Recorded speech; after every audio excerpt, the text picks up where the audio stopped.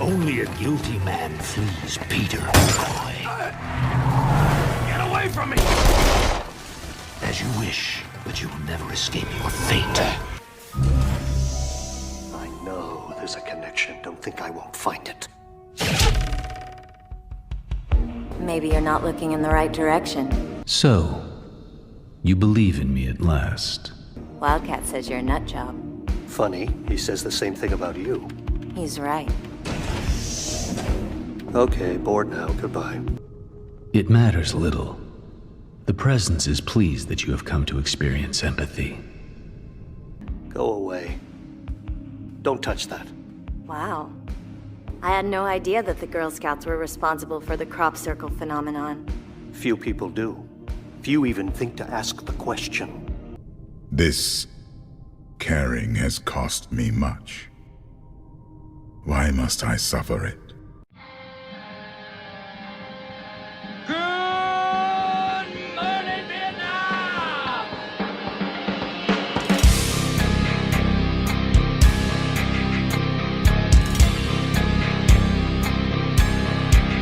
Thought crimes.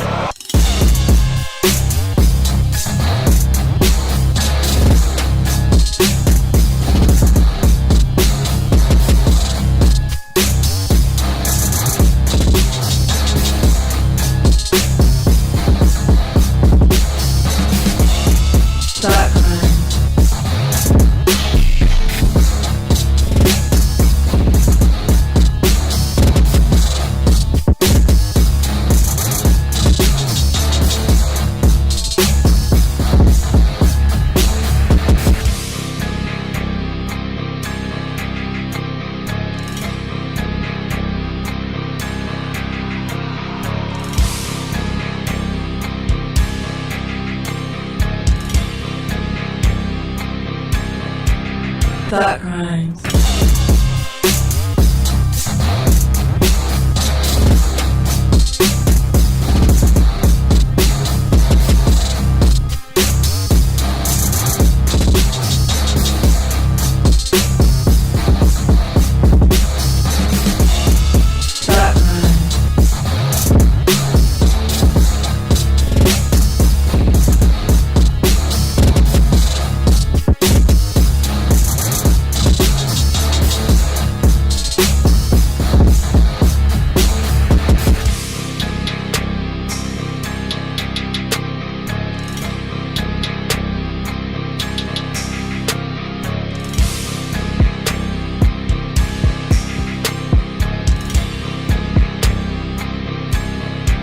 Thought crimes.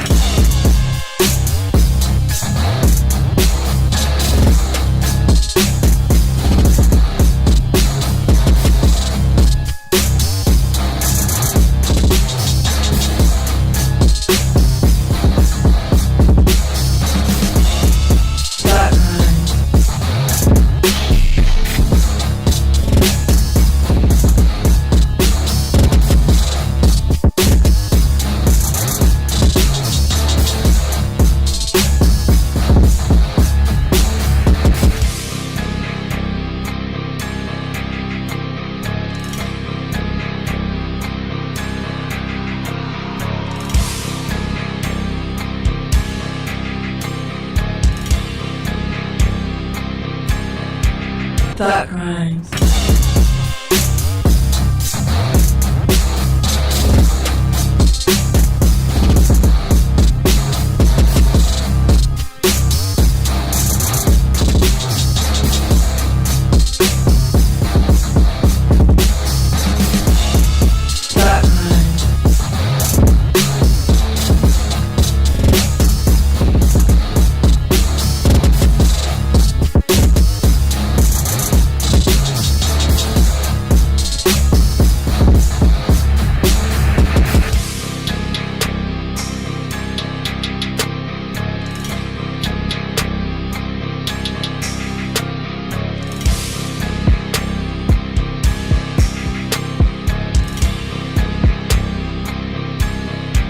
Thought crimes.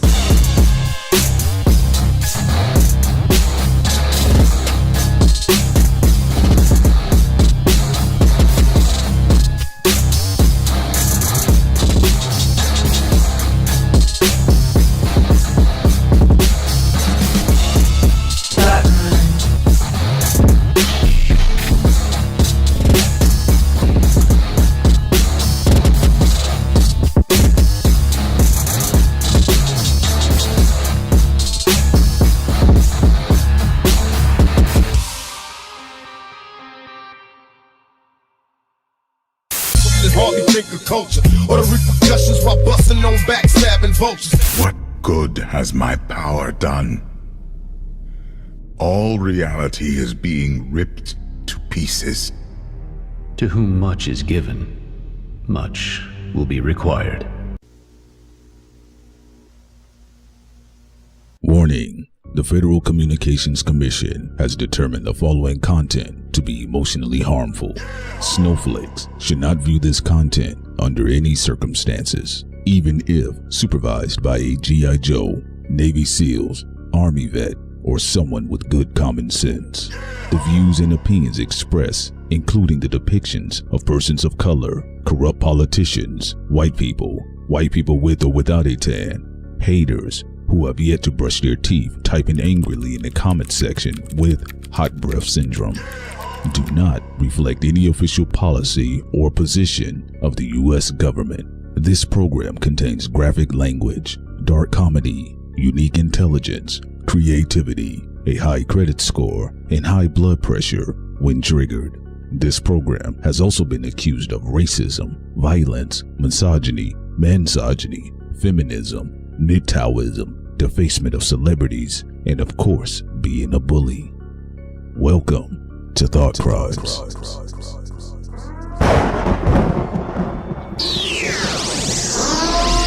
Thought Crimes.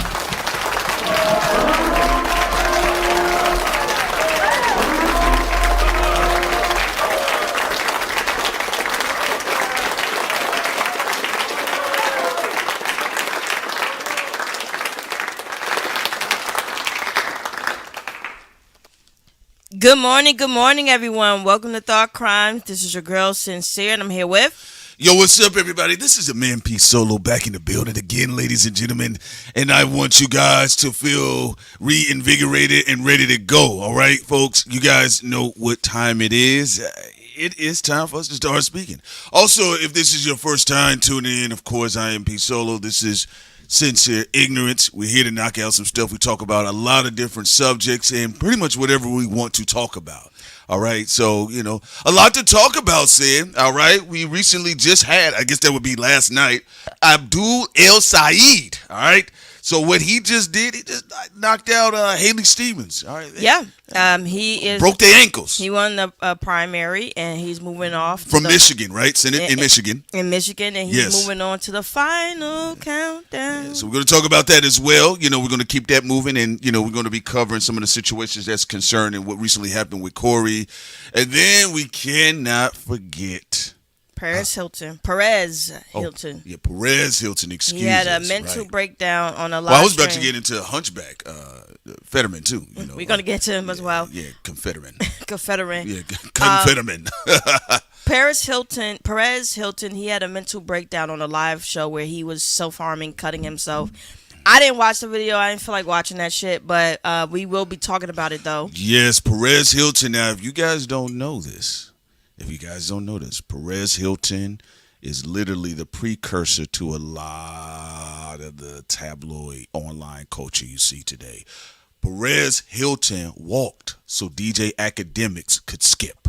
All right, so we're going to get into that as well. And, you know, the deconstructive state of social media, you know, is there a retirement plan for influencers? We're going to be also talking about Bey-Hov Donk remix. We're going to be talking about Drake's lawsuit being dismissed. We're going to be talking about also J. Cole. He's winning in these streets right now. And people are enjoying his concerts. They enjoying his tour. And, you know, I have a lot of family members that went to watch him. So great on Cole for that. And also Van Jones. We will be discussing Van Jones. Yeah, I want you to break that down for me exactly. He's just being the crybaby as usual. Van Jones, you know. Not the same bullshit. All right, well, I mean, Van Jones is Van Joning. All right, so say, what do you want to jump off into today, right now? Well, you get started. Let's go. Before we get started, you know, because, you know, Prince trying to rush me to get hyped, I like to take things like nice and slow to get worked up, okay? Hold on, you already accused a black man. You already pre-crimed me. I didn't even, all I was, now you see why. It's the now. Like, go. I got to act like a nigga. Uh-huh. So what I was doing was being a black gentleman from the upper echelons of society, paying attention to divine femininity and saying, black woman, you have the rights of passage first. And she said, look at this nigga here.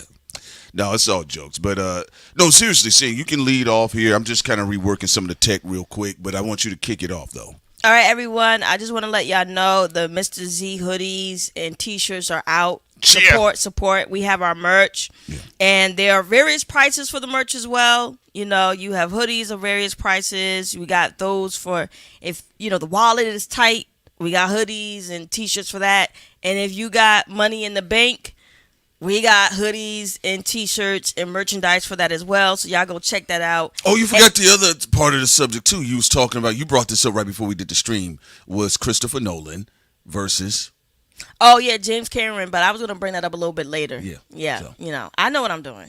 So anyway. Mike is about to get turned off. That's what's about to happen.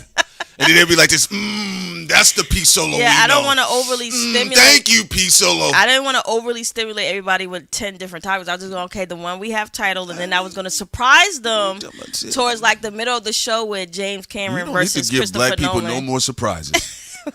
But this reminds me, no, you did this when it came to my brother's birthday.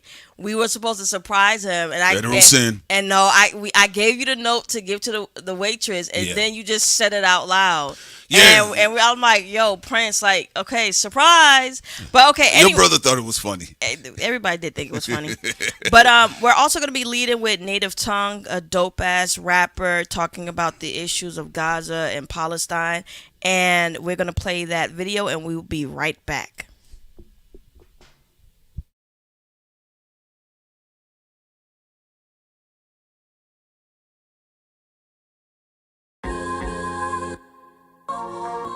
Thought Crimes.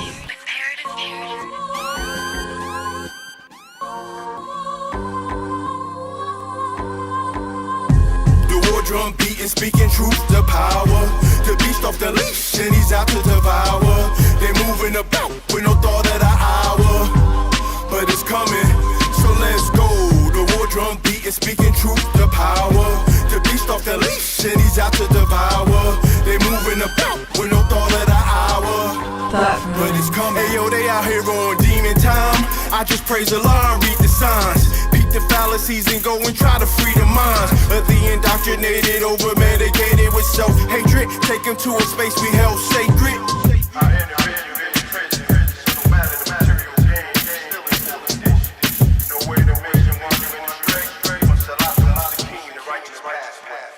In the footsteps of Abraham, only serving one, Muhammad, my Rasul, so I know where I'm from. Made a covenant with my Lord before I got here. The flesh only mud and dirt, but the spirit top tier. From a higher plane, out I came by eyesight, but blessings I can show from testimony of my life. Feeling like the twilight with these wicked vampires. This is true life, not stories by the campfire. Getting kinda spooky with my Lord, I seek refuge. Sit back, contemplating, thinking what's the best move. Within the parameter established by the word from the one high above, I worship and I serve. Kick the devil to the curb as I swerve back on track. Sometimes life is like a movie that's action-packed, filled with highs and lows. That's just how the story goes. But lessons I grab a hold and I spit them in these flows. Yeah, so let's go. The war drum beat is speaking truth to power. The beast off the leash and he's out to devour. They moving about with no thought of the hour, but it's coming.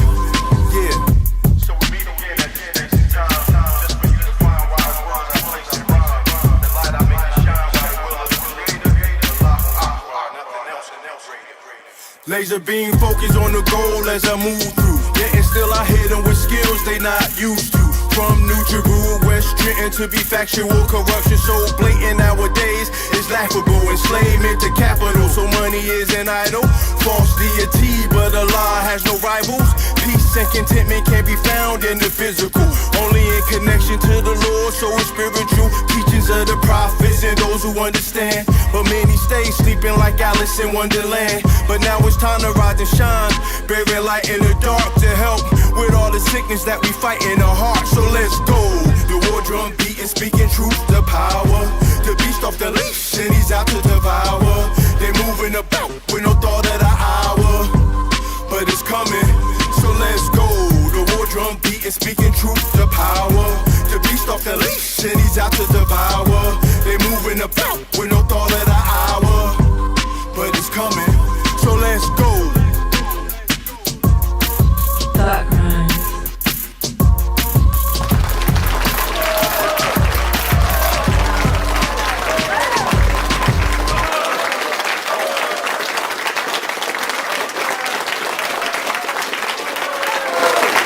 to him. Shout out to him. Amazing work. Beautiful video. Supreme lyricism. I love it, and I love that he was speaking truth to power. Yeah, great work, fantastic, and beautiful message. Of course, we love to have anybody that sends their information in. If you guys feel you want to share your information or break some messages out there that you're looking to do, if you want to contribute to the message of what's been going on with Gaza and Palestine, you have that opportunity as well. But yes, fantastic, beautiful message, warm. And like people said in the chat, man, shout it, substance for the ears. We got to talk about it. We got to talk about what's going on in the world right now. Also, people, y'all can send us music videos about reparations as well. There you go. And other things as well, other issues, other topics, whatever it is, you can send it to us and we will play it. And can I say something about that? I want to smoke on my op. That's fine too. Yeah. Yo, y'all gonna like it. I'm gonna put a Donk drop in there. I'm gonna smoke on my ops. Like, all right, nigga, send the nigga in. Who did you smoke on? Okay, Abdul, he won his primary, and everybody is talking about how Abdul El Sayed. Yes. Some of the DSA candidates have beat the corporate Democrats. I mean, and so now there's a conversation right now on what is right and where is the Democratic Party's going. Fetterman was crying and bitching to Jon Stewart. And Jon Stewart asked him, "Is Israel really the hill to die on?" He said, "If you agree with most of the things and policies with DSA, like why do you care?" He said, "Well, they trying to create a new party." He's like, you have like a Freeman sub-parties within the Republicans as well. They don't say they're going to lead the Republican Party. So, and he just kept like trying to make excuses. I don't like Fetterman. Oh yeah. He got a racist face. I mean, he chased that black jogger down with that shotgun. I thought I heard a dog whistle. He can run. Yeah. Well, he got in his truck. Okay. Thank you. Yeah, he got no. Thank you. No, okay. No, just be clear. No, okay. He chased him down in his pickup truck. That's what I thought his lazy ass did, because he didn't look like he could actually run on foot. No. So he took his lazy ass in his dirty ass truck. And that's why you got to be careful with victim narcissists, because a lot of people was feeling sorry for Fetterman because he's built funny. He is. All right. A lot of people was having mercy on him, and they felt like he was an everyday Joe that he could relate. I don't like when people do that. The young, angry white males. To your point, like, I don't like when people give sympathy stuff. Like, he's ugly inside and out. Yeah. I mean, all that. You act like, it's not like he's like, someone who is so compassionate and so just loving that you feel like you overlook the physical package. Yeah, I mean, I couldn't do that with Vader. Vader was chewed all up. Nigga was made of a cassette tape and was evil as hell. So, ace is a spade is a spade, and Fetterman's philosophy is largely outdated. And there's another thing that's just happening across all industries, whether people want to admit it or not. There are generational shifts. There's transiting shifts that are taking place as well. And I'm gonna be honest with you all. I did hear a little bit of Van Jones' commentary, and there's some parts of it I don't necessarily disagree with. But I mean, it's kind of Captain Obvious. The Democrats have been out of touch. The Republicans are out of touch. It's not even just quote unquote the Democrats are like, what are they going to do with their brand? Republicans don't know what to do after Trump, because they damn sure don't want to do anything with J.D. Vance. All right. So I think on both sides of the aisle, I think there's a brand issue, and even stepping away from quote unquote branding, because one could say that denotes just more corporate marketing. To be honest with you, they're just not relatable to the general public, and they don't really have the interests of the general public. Anytime you have a situation where, I believe it was last year around Thanksgiving, you had a lot of Americans that were going through financial issues, and they were using EBT, right? And you saw what took place with the Republican Party. They were like outside stunting with the new Rolexes, like, yeah, we got y'all money wrapped up. But y'all notice on the other side of the aisle, Democrats really didn't have no pushback overtly. For the rent. Well, I would say, you know what I'm saying? So I think that's what's going on in general. I think the younger generation and candidates that they're pushing for, whether they're DSA or not, yes, I think they do have an identity, though. They figure out, okay, we need to merge Obama with Bernie Sanders. That is the archetype that they're going with right now.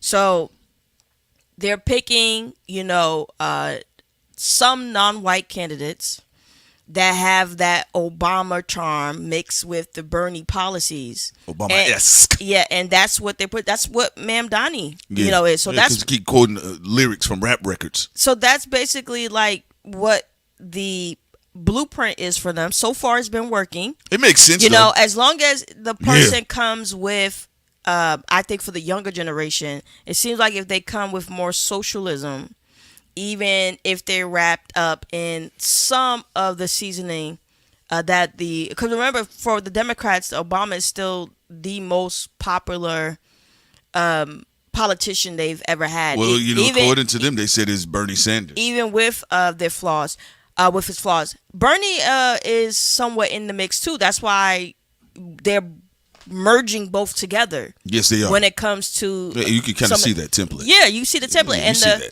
the candidates who are able to weave in those two identities the best are the ones that are winning over there.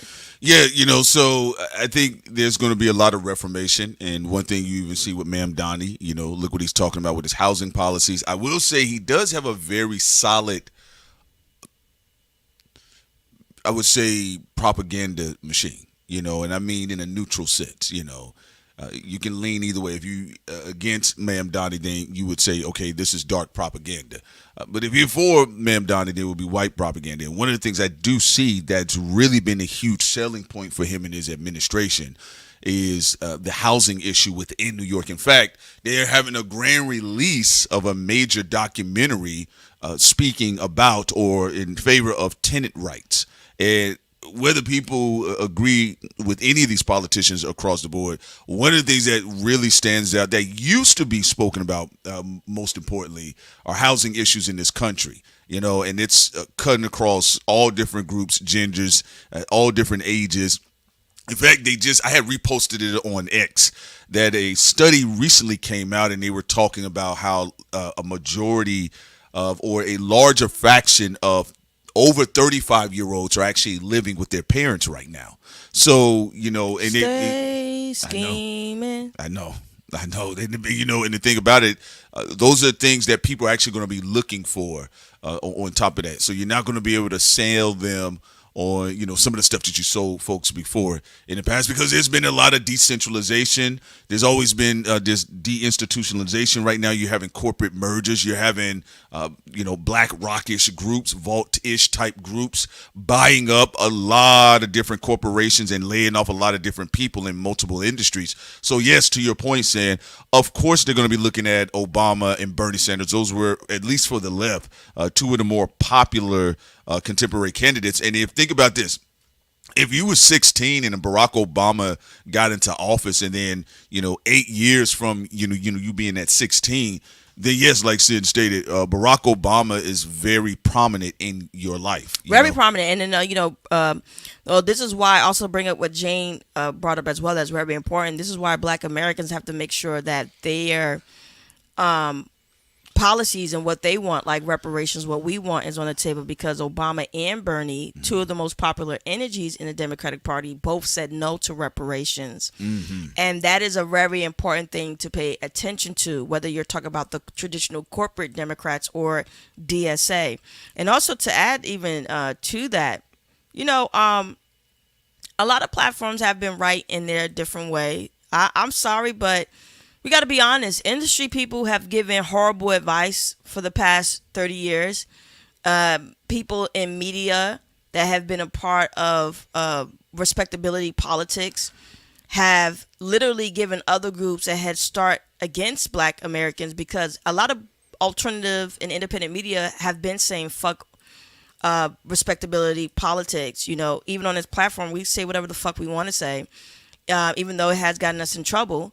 But now you see a lot of people in other demographics have that type of attitude and energy, but everybody was shush and hushed for a really long time by the Black Boule, by Black industry people saying, you put your head down, you take cheap pay, and eventually, you'll get acceptance from the elites and blah, blah, blah, blah, blah. Meanwhile, everybody else who were brolic and who said, we don't give a fuck about no fear campaign. Who gives a fuck if Trump's win? You're not going to disrespect us just because we're supposed to be on the same team. And you see some advancements being made there. And right now, you still have that kind of scary energy from them gatekeepers in hip-hop and politics and the black boule class that are still trying to hush everybody, even though every other demographics is having uncensored conversations. Even Hunter Biden, crackhead ass, or used to be crackhead ass, had a conversation with Nick.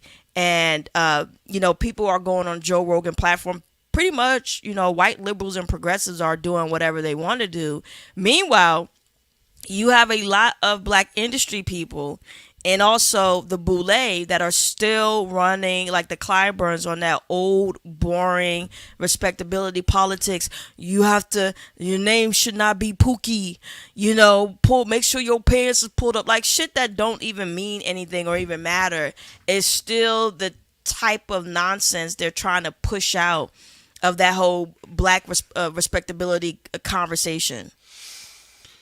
Yeah, but I just think that's going to be running its course, especially when you get up to 2030. I'm going to be honest with you all. Clyburn is old, all right? I mean, he's literally like really old as hell. Like I'm talking about, he looks like every time he moves, it hurts. That's how, like, he's that type of eldership, all right?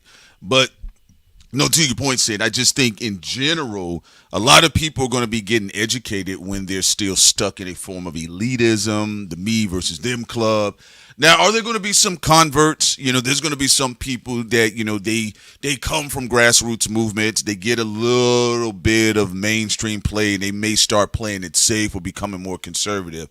But overall, the way the internet and social media has just been kind of running rampant, it's going to be very hard to really have control over that, and that's really has been, quote unquote, the empire's biggest struggle. I'm not saying that they don't have things where they can't demonetize, deplatform people, but there's so many targets moving, it's making it hard. That's why, you seeing all of this grand freaking out, even, with people like David Pakman, he's freaking out about, he's supposed to be, quote unquote, in the progressive space, and he, quote unquote, is like, I challenge corporate Dems, but then, he's focusing on some of these DSA folks, and then some of these people that they're just not necessarily subscribing to the corporate DNC, but they're running successful campaigns, whether they're DSA or not.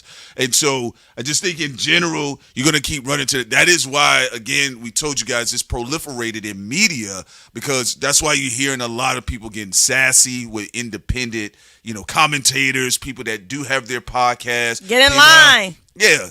And y'all know here, like, I never cared about that shit. It don't apply, I hit the streets. Yeah, it's kind of like when niggas say this is the song of the summer. I'm like, nigga, when I hit the streets, I don't hear that record. No, I mean, I've been in those situations where people will argue with me about a record. I'm like, bro, I'm in the streets. I don't hear that record. Or we tell you all which record is in the streets, and then somebody online from an industry podcast said, no, that ain't really the song, and then the song is charting. They're like, oh my God, how did that happen?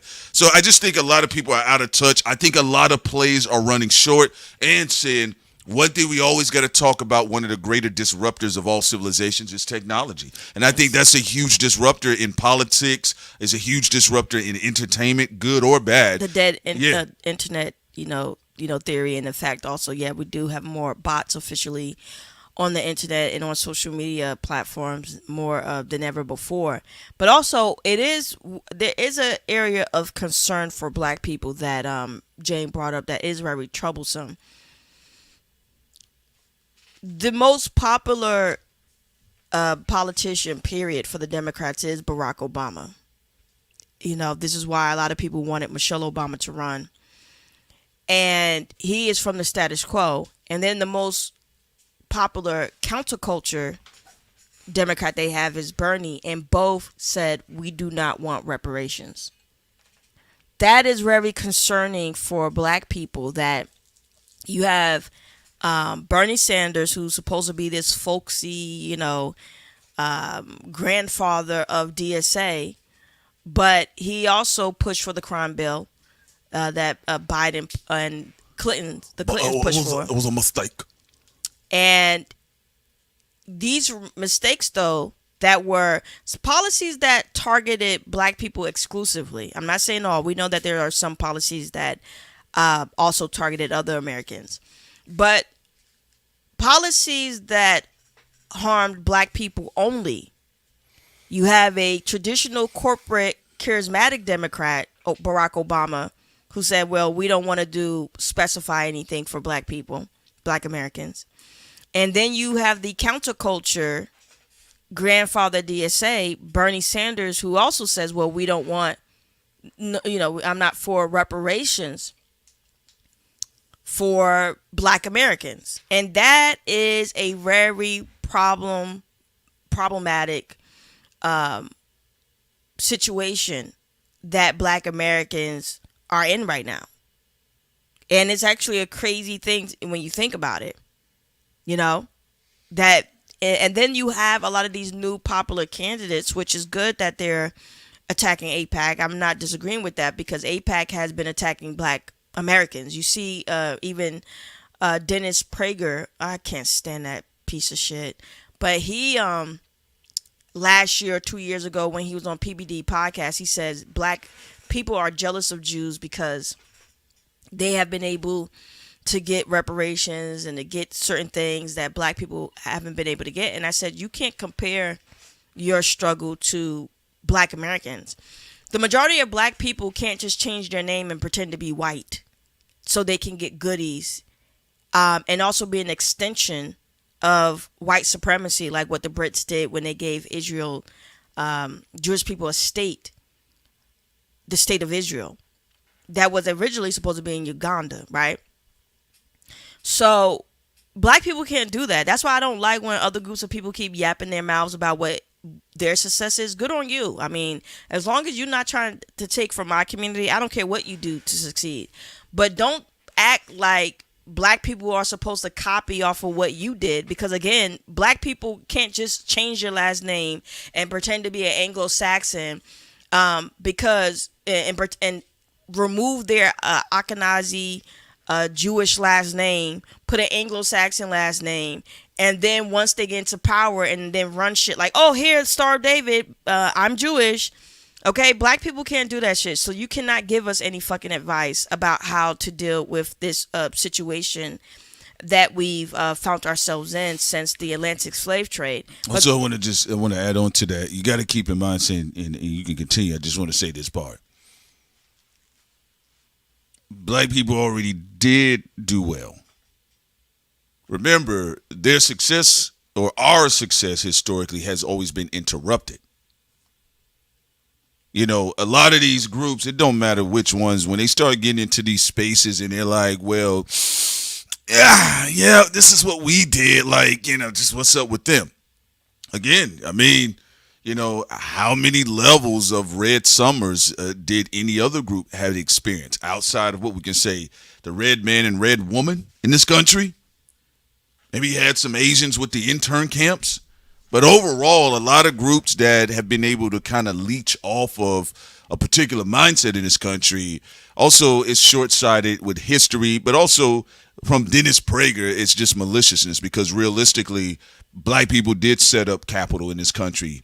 Black people helped build this country. We had a black man design Washington. So it's not like black people just been running around here like some vagabonds for the past 200 years.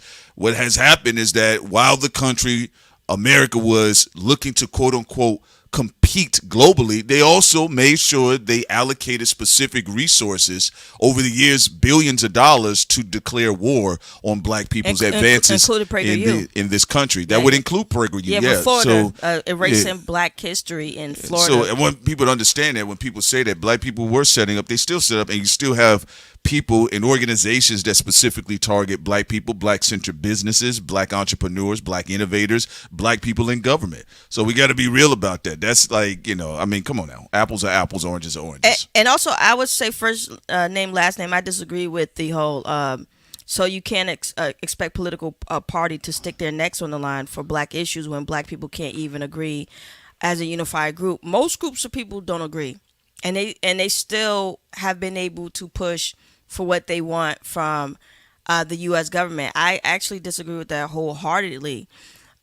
Even when you're seeing what's taking place with the Democratic Party, let's just use that as an example. The Democratic Party don't even agree with each other. You have racial demographics who don't disagree. Mexicans, yes, 40% of Mexicans are literally working for ICE, but there are also a lot of Mexicans who are vehemently against ICE and ICE agents and want it to be, destroyed. And yet you still have the Democrats speaking on their behalf, even though their community is having an infight between liberal Mexicans and more conservative Mexicans. So the thing is, if you are preaching that we are trying to reform the United States for all Americans, and also Bernie Sanders can still put his credibility on the line and still say he is for the state of Israel. He just wants certain things to be changed with how they operate. And there's also, all Jews don't even agree on the state of Israel. A lot of American Jews, many of them saying like, I'm an American, I don't want to be Israel first. So there's that disagreement. They only use uniformity as an excuse for black people. Like, you'll never get uniformity with all groups of people. We're fucking diverse, even black Americans. Some black Americans are conservative. Some black Americans are liberal. Some black Americans don't give a fuck about politics at all. Some black Americans care about this particular issue more. Some black Americans don't. But all communities are like that for the most part. And yet, they still get what they want. Remember, the majority of the United States is not politically active like that. You always had the active political groups within these demographics. They'll push the U.S. government, and then eventually things will fold. They will change the American people's minds and consciousness, and then they push forward and move on. Again, with black people, the only reason why we keep failing in recent time is too much respectability politics. I don't need to have every black person on board with me to be like, we deserve reparations. And also, all black people can't speak for us on that, because most black people don't even know about the fucking policies that harm black Americans, that reparations is owed to us. Freeman Bank is owed to us. That is something that was also destroyed during Reconstruction. During the Reconstruction era, where a lot of the things we were supposed to get, the U.S. government punked out and did not give those things to the majority of black people. FDR, which is supposed to be this beautiful, liberal example of what America can be, excluded the majority of black people. So no, we don't have to have every black person on board, and you're never going to have everybody to agree with you. But if you're supposed to be for social justice like DSA is claiming to be, yeah, you better put your fucking neck out on the line for black Americans and for any group of people who have been done wrong. Like I said before, I don't really care what other groups get, because I'm not a hater. So when Mexicans or Jews or whatever get whatever they want, I really don't care.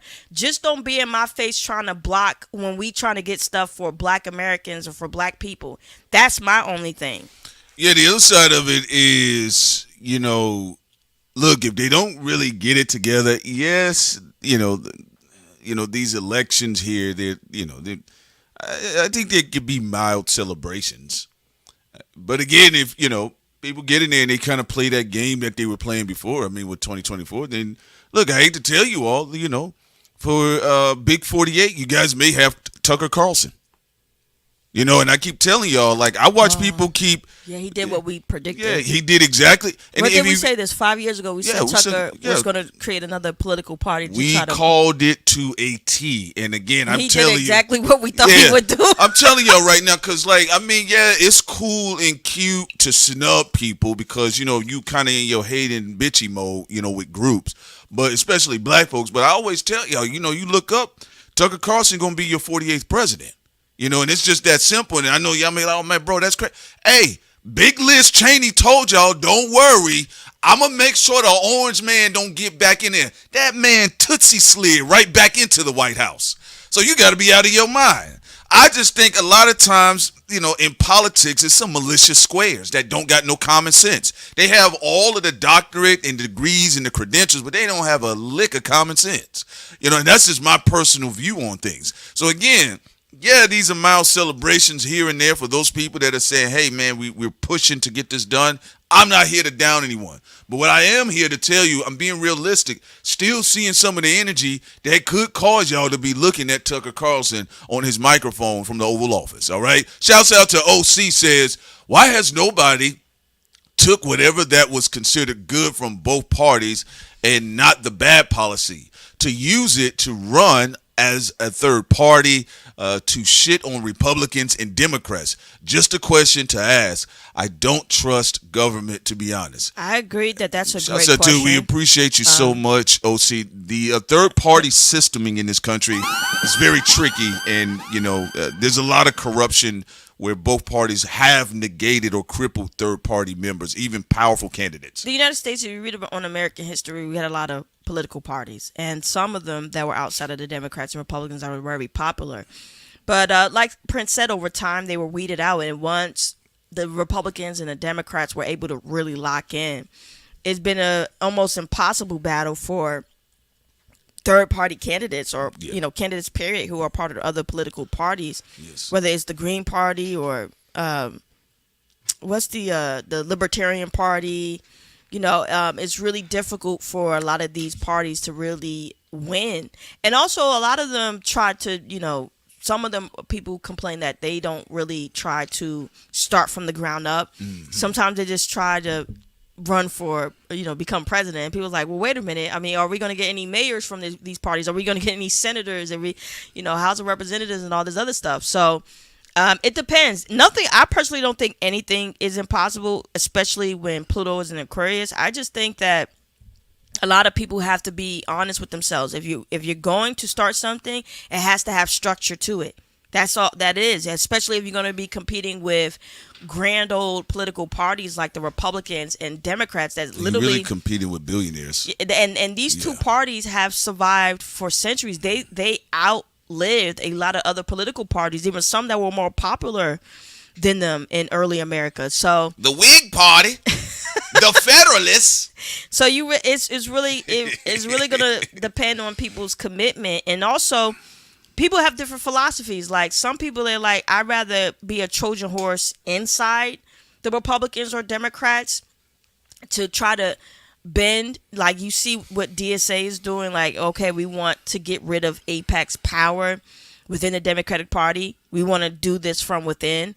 You have people in the Republican Party, gropers trying to do their Trojan horse within the Republican Party. So we'll see. I mean, I don't think it's impossible, but a lot of people will have to roll up their sleeves and get a lot of work done. I do think there is going to continue to be a shift. I'll give you another example on the globalist front. Some of the same ideology, like transhumanism, depopulation, if you read about Cass Sunstein and all this other stuff with the Book of Population. But on the other side of it, you look like you go from Zbigniew Brzezinski to we're looking at Elon Musk, younger, much younger than the grand old dragon, right?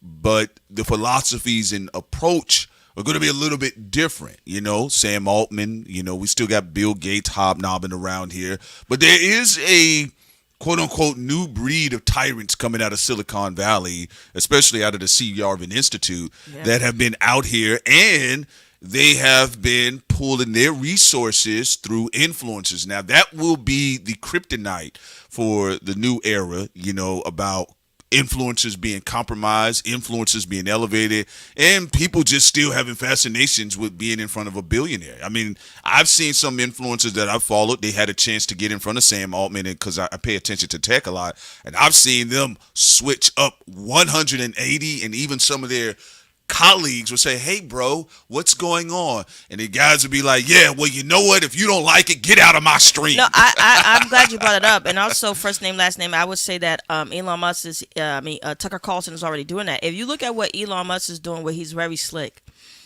he has been quietly supporting certain Democrats quietly. Yes. And and Tucker Carlson is in business with Elon Musk. Elon Musk has his hat in a lot of different things. He has his hat still supporting Bibi and the state of Israel, while also platforming and hiring and supporting Tucker Carlson that's very much so anti-Israel and AIPAC, and also starting his new party, which we said 4 or 5 years ago that Tucker Carlson was going to do it, and we're not surprised. He got his recruitment of Taylor Greene and other people, and Elon is supporting Tucker Carlson. So you got to be, a lot of the technocrats, they're very shifty. Like, even if you think about Peter Thiel.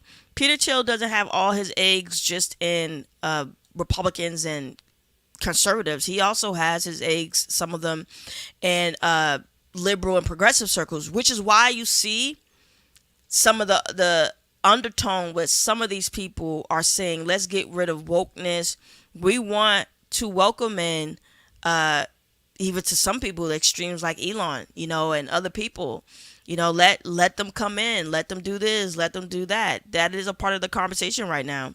And the only thing that all of them can agree on is, let's keep black politics out of it. It's very weird, but if you study the United States history, there's a couple of things of why we got to this place. Sometimes I personally think that black people have focused too much time on other people. Look, I'm a very compassionate person.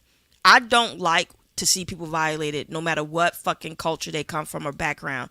I think it's disgusting, and I hate people who punch down and don't have the backbone to punch up. That being said, a lot of times, we have in moments where we could have focused just on ourselves, and when we had a really good moment where we were trying to make deals with the U.S. government, we always diverted to make sure everybody else was also taken care of. And now the consequences of that is other people have a seat at the table where they can kind of try to negotiate black people out of the negotiation room. And that's something that black people have to be honest, that is else. Like, for example, I don't get mad when certain black people talk about certain things about black American culture, because it is important. Again, I love other groups of people too. I love experiencing different cultures. I've traveled around the world. I'm going to travel around the world some more. But at the same time, I have to be honest with the consistency of black people. You could be compassionate for other groups, but that doesn't mean you sacrifice yourself for other groups, especially when you're not seeing it being returned. So there has to be a maturity. It doesn't mean you have to be bitter. It doesn't mean you have to be a hater. It doesn't mean you also attack individuals from other groups who aren't anti-black, but it means that you understand that if you don't take care of yourself first, you cannot help everybody else. Yeah, so, it's just dealing better with, intra-politics and this, internalized politics amongst a set of group or a group. And I actually kind of see more of that taking place, whether people, necessarily agree, with ADOS or FBA. There is a focus on inner cities, black communities directly, black American communities, even if there happen to be other groups or other people from different areas or whatever the case is.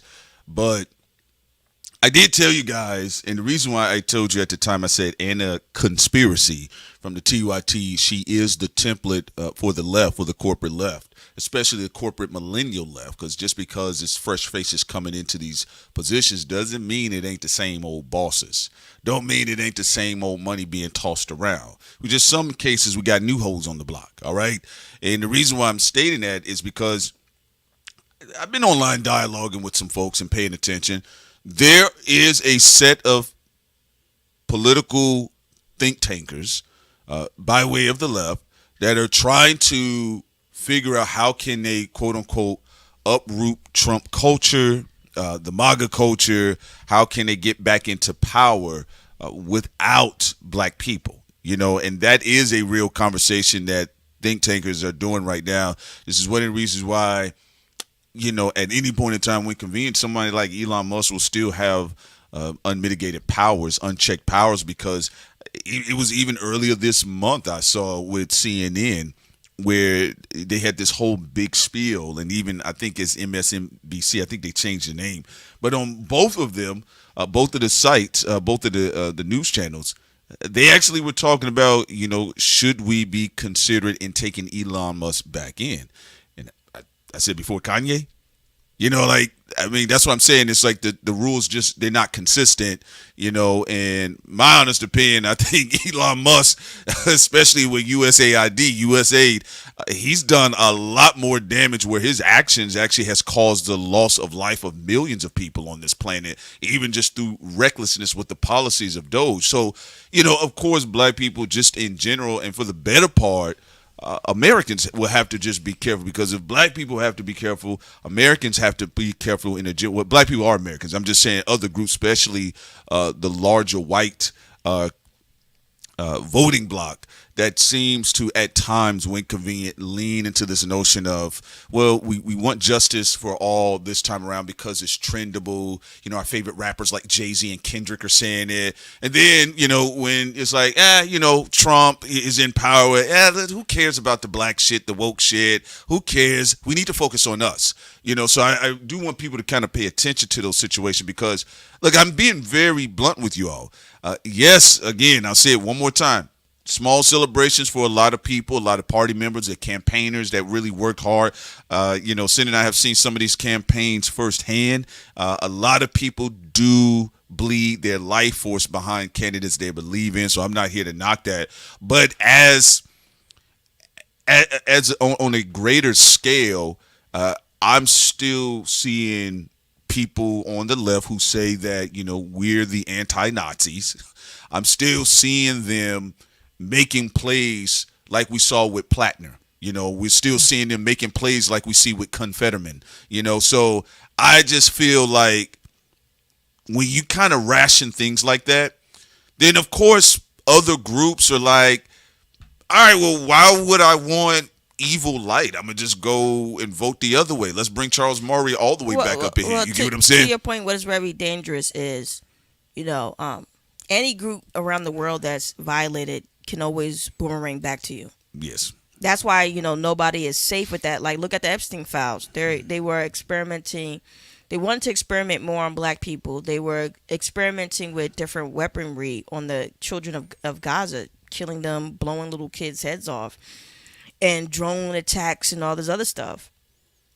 And they were at the same time still trafficking little white children around the world. So when you have blinders on and you're trying to exploit other groups of people, it does eventually become everyone. I mean, that's the whole point of the Brave New World. A Brave New World was about how focusing on the people at the bottom fighting each other, trying to get to the top, violations of different demographics around the world eventually led to a standardization of violation for everyone. So then in a Brave New World, you have certain children that were groomed to be prostitutes. So they'll have like, okay, these are the children in the pods that are there to be genetically engineered to be scientists. These children in these pods are going to be groomed to be prostitutes. These children in these pods are here to be military. They are to be an enforcer. So at birth, you are assigned what your life is going to be. And then we also said Dennis Prager, he says some weird shit like, oh, well, you know, AI isn't perfect, but, you know, AI child pornography is better than it really happening. What? Huh? I mean, you know, for a Patreon conversation, there's a reason why he says that, and the type of cult that he is a part of believes in that. You know, just to be clear. And also Beats 5D, and I want Cindy to continue on with her line of thoughts because you're doing a great job here. Says if you reject Elon, he'll become a supervillain. Here's the thing about that. He's already there, shouting. He's a trillionaire supervillain. Not only that, follow Charles Murray. Check him out. Sin and I, we all the time had to monitor a lot of these very abhorrent individuals in their slow thought process or processes. But Charles Murray said, look, I'm cool with liberals. I'm cool with conservatives. I'm cool with Democrats, Republicans, and people on the far right. And they all agree with me behind the scenes about black people. Because most people are even if you Napoleon. Yeah, because even if you talk, you're right about that. Napoleon said, if I have to be Muslim or Christian or whatever to get power, he said, I'll be whatever I need to be in a position of power. Yeah, exactly. And if Elon Musk is already showing you on X that he's an unmitigated bigot, he's an unmitigated racist, a proud South African racist. You heard his father. If you have not checked out his father's interviews, why do you care? What makes you feel that philosophy would change any further because maybe he's in a video with Ma'am Donnie? Like, I'm not trying to be funny. This is what we're talking about, like this curse of money. People think, well, he's a billionaire. We could use, because this is the shit I hear from Kalinsky online.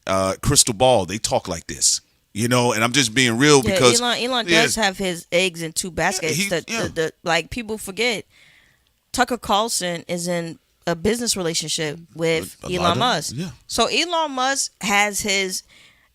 He don't support Ma'am Donnie, but he has his eggs in anti-Israel. And he also have his eggs in pro-Israel. Because remember, these people, they hedge their bets on both sides. So let's say Israel regains favor and, becomes, again, back to their status that they was before the gruesome butchering of the children of Gaza. Well, Elon is fine. He already has his eggs in there. He's over there riding in a cart with Bibi. But if Israel continues to not gain any favor with the United States and other factors continue to play, well, then he's also still good because he is supporting Tucker and Taylor Green and the people over there. So for him, he is at a point where I don't give a fuck who really wins. I got my eggs in both, and that's what it is. It's only the fools when they're saying like, well, we need to court him. We need to bring him to our side. And folks, again, and one thing I'll be fair to saying, a lot of people haven't read some of these writings. They haven't read some of these doctrines that they follow. At the end of the day, they have an anti-humanist agenda. Doge was pretty gangster. People were still focusing on cultural issues concerning a celebrity that's black that had a gaffe publicly. Meanwhile, Doge for 3-4 months straight was wrecking the government. And the natural visceral reaction I saw, not saying everybody ignored it, there were people that were really upset, they were angry, but on a grander scale, I think people were more focused on still the sensibilities of comfort by way of entertainment. And again, because entertainment is such an important piece of America, it's propaganda, newspapers. Before we even get into moving pictures, cinema, you have to go back in the 1800s. Look what was going on with the newspaper circulation, the circulatory, things of that nature. But around that time, as you can see, for you to say, I want to court this person, and they've already slashed your face. Would you really bring somebody back to the dinner table after they've already put a 9-inch slash across your face? Your children, they saying, Mama, you're unrecognizable. Daddy, what's going on? Why you got one eye missing? And then you say with your friends, well, you think I should have them back over for dinner? So that's the thing I think that felt a little powerless, and that was a little bit more, for me personally, a little bit more concerning, but it came across as so feeble and slavish that when they were saying, well, should we consider Elon Musk back? Technically, I said, be honest with you, it's an international criminal. If anything, you should be looking what type of trials you can have if you guys, or when you guys be able to get back in power, if that takes place. Because people also got to keep in mind, you got to be careful with humans, with us as a species, because with the Nuremberg trials, there really wasn't much punishment. There was a few mascots that they kind of popped publicly, but wasn't really that grand of a staple where they were just lining a bunch of people up and executing them, right? And then you got to think about the Civil War. A lot of traitors, within the South, the white South, a lot of them were not punished. If they had not lost their life on the field and they were able to quietly go somewhere and retire on top of that. So you do got to be mindful of what level of servitude that people that are saying that we're the humanists, we're the good guys, that they typically, when it's time to show courage, again, enacting justice, enacting punishment against treasonous bastards of all countries, usually you have to be mindful about them tapping out. Yeah, it's something you have to pay attention to. It was a bidding war on Tucker Carlson. Yes, for a long time. And yes. PBD, once Tucker was fired from Fox, PBD tried to get Tucker Carlson to join his network. Elon Musk said he was doing business with Tucker, and then magically he said, "Oh well, Tucker is actually still independent. He didn't really sign a deal with me directly. He just joined the platform X and Twitter and all that, 3 years ago. So, of course, they do that, hidden shit, and playing games and all that. Also, Hidden Dragon, Crouching Tiger. Yeah. Did we ever do OC's super chat? Yes, I spoke about it. Shouts out to OC, and then I'll get to victory status. Okay. All right, here. You can go to victory, and then I'll say my other points. It says, good cereal, TC. Do you think Teal and Musk were popularized so America will slowly shift into an apartheid state due to low white birth rates? Yes. I absolutely believe that is the case because we appreciate you too, victory status. It's Thank a great you. question. A lot of people are usually still in the United States. The Epstein files revealed politically that there's two groups that they wanted to stay in a locked position: the people of Gaza, and they talked about black people. Because through black people, you can get any type of Trojan horse through. Whether we does the Black Hope, in the United States they have they have two extreme stereotypes about black people. The savior, which is what Obama was painted as. He was supposed to heal all racial quarrels and issues and all that, right? And then the other one is the devil. So the Christ consciousness as the extreme, the black hero, and then at the other extreme, the black villain, right? So in that, when you are the black hero, you get a lot of Trojan horse policies that come through, and you reinforce that whole boule bullshit and all that, which is what the Obamas did. And then when you are the villain, you're demonized by society, and then whatever fucked up thing happens to you eventually gets eased in to happen to all Americans. Like even when Americans right now are crying about things being stripped away financially, the New Deal did not involve black people. Black people were not, and a lot of financial policies were stripped away from black people, period. Which is why even though black Americans are one of the most popular demographics in the United States, if you talk about entertainment, financially, they're in one of the worst positions as a collective. We're not talking about individuals. We're just talking about as a collective. But now you see the U.S. government also trying to butcher and gut that with other demographics within the United States as well.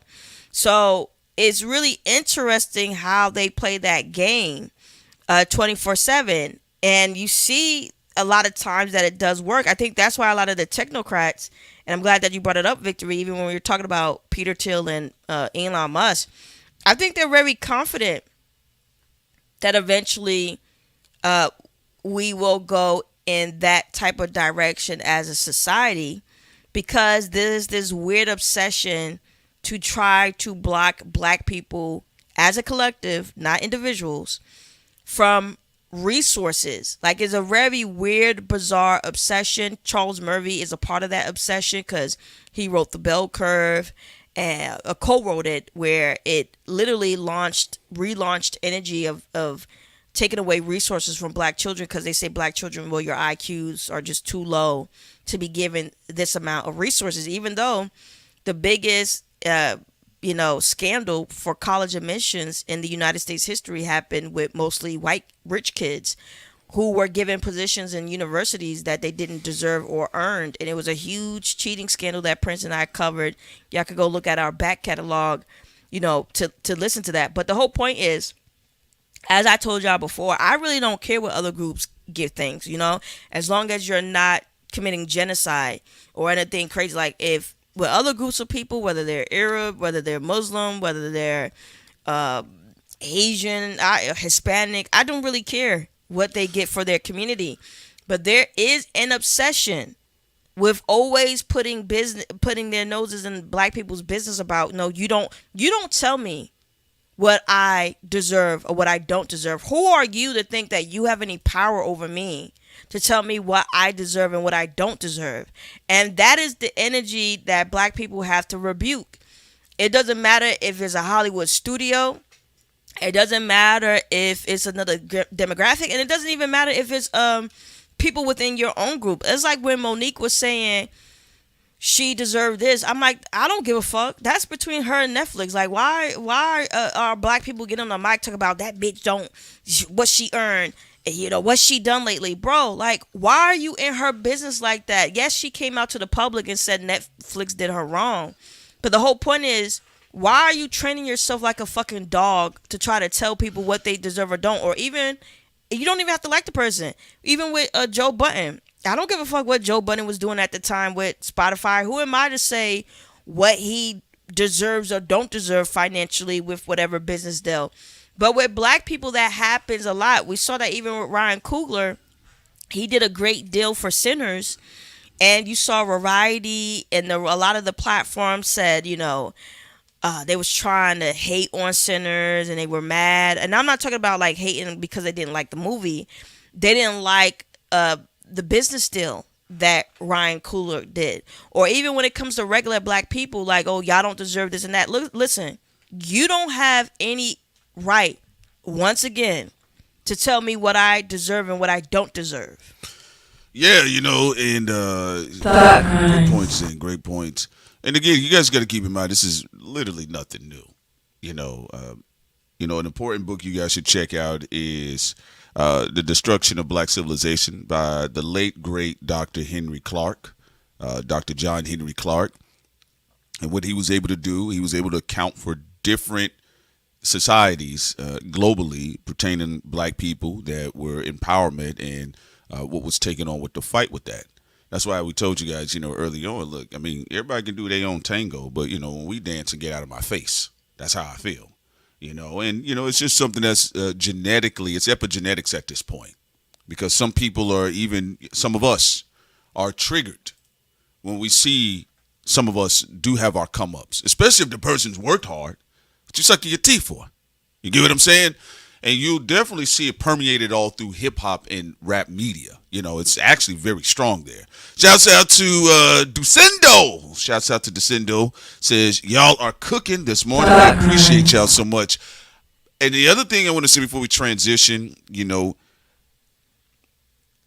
are going to see some very grand changes in government.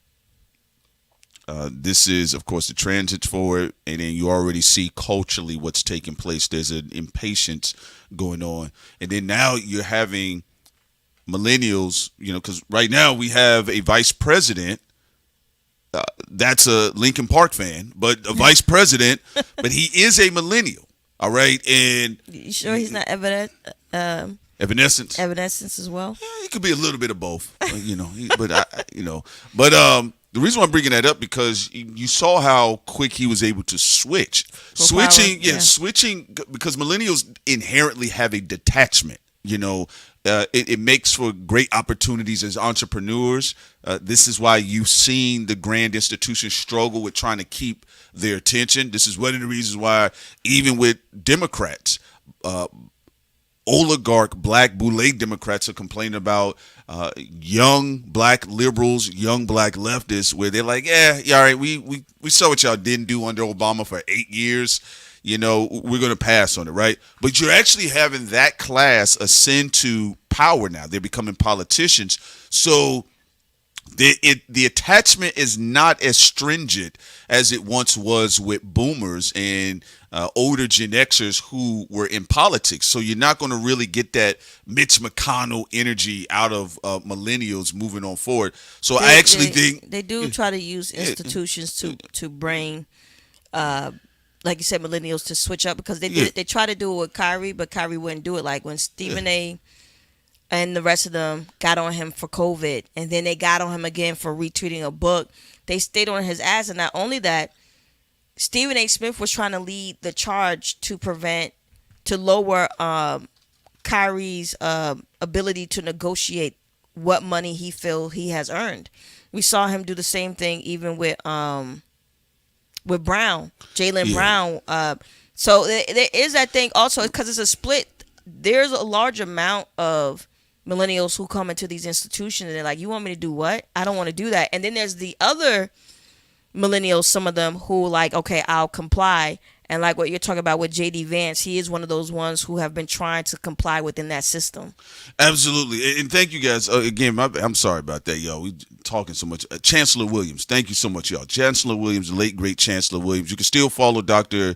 John Henry Clark's teachings as well because he also comments on Chancellor Williams' book, The Destruction of Black Civilization. It's just talking about the global effort even coming out of Africa, because yes, we see what's going on with ADOS and FBA, but I'm also of the mind of learning from history, and it kind of really don't matter. Even what we've seen here in governments concerning politics involving black folks, even building up cities and towns where they said, well, we will obscure or we will recuse ourselves from politics, and eventually random white men were deputized, because people got to understand, when you deputize a citizen, that is a political rites of passage. You actually politicizing someone, and you give them political authority to execute, legal proceedings concerning whether we're talking about arrests, even to the level of what they did with Black Wall Street, which was execution, right? And everything will be.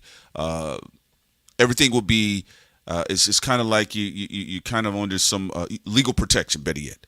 So again, appreciate y'all. But yeah, going back to what we're saying here, and to your point, yes. The reason why I say it's going to be a harder time because you look at somebody like Kyrie Irving. Kyrie Irving wasn't bending, folding, or breaking. You can even see it with Jaylen Brown.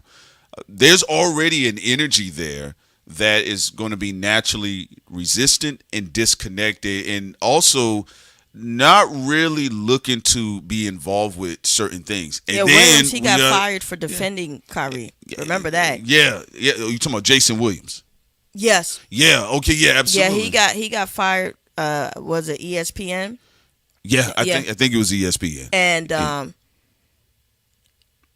at first, everybody was in that industry was against Kyrie, and I think independent media is what made some mainstreamers change their mind, and that's why independent media is very important and crucial.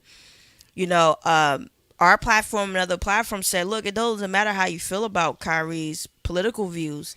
This is wrong. He shouldn't. He has his First Amendment rights. He hasn't said anything that was crazy. There's people who sexually assaulted women and who have been caught having sexual relationships with underage kids who have been given more redemption or domestic violence, and sports media and entertainment.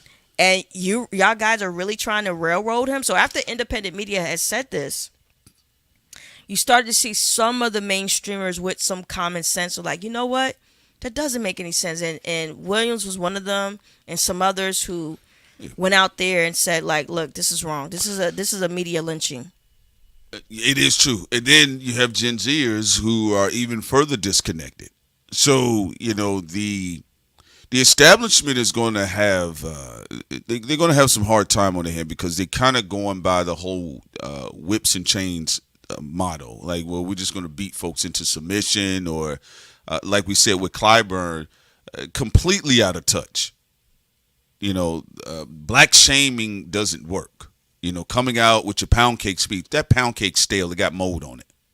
So that's going to be an issue, and that's still going to be an issue for quote unquote leftists and even white progressives that are being funny. Look, there are some of them that are like Hassan Piker. He's one that's he's very entertaining in the sense of him attempting to move the needle while being disrespectful, and then he routinely, like every 3 to 4 months, kind of had to come back in a bit of an apologetic manner and say, hey, there wouldn't be any, notable socialism without black people and what black people have started up in this country, because like I said, when they get some motion, some moksha, they get some rhythm behind them, a lot of times you start seeing that's when they talk down to black folks. But and also be fair, he's people, not black.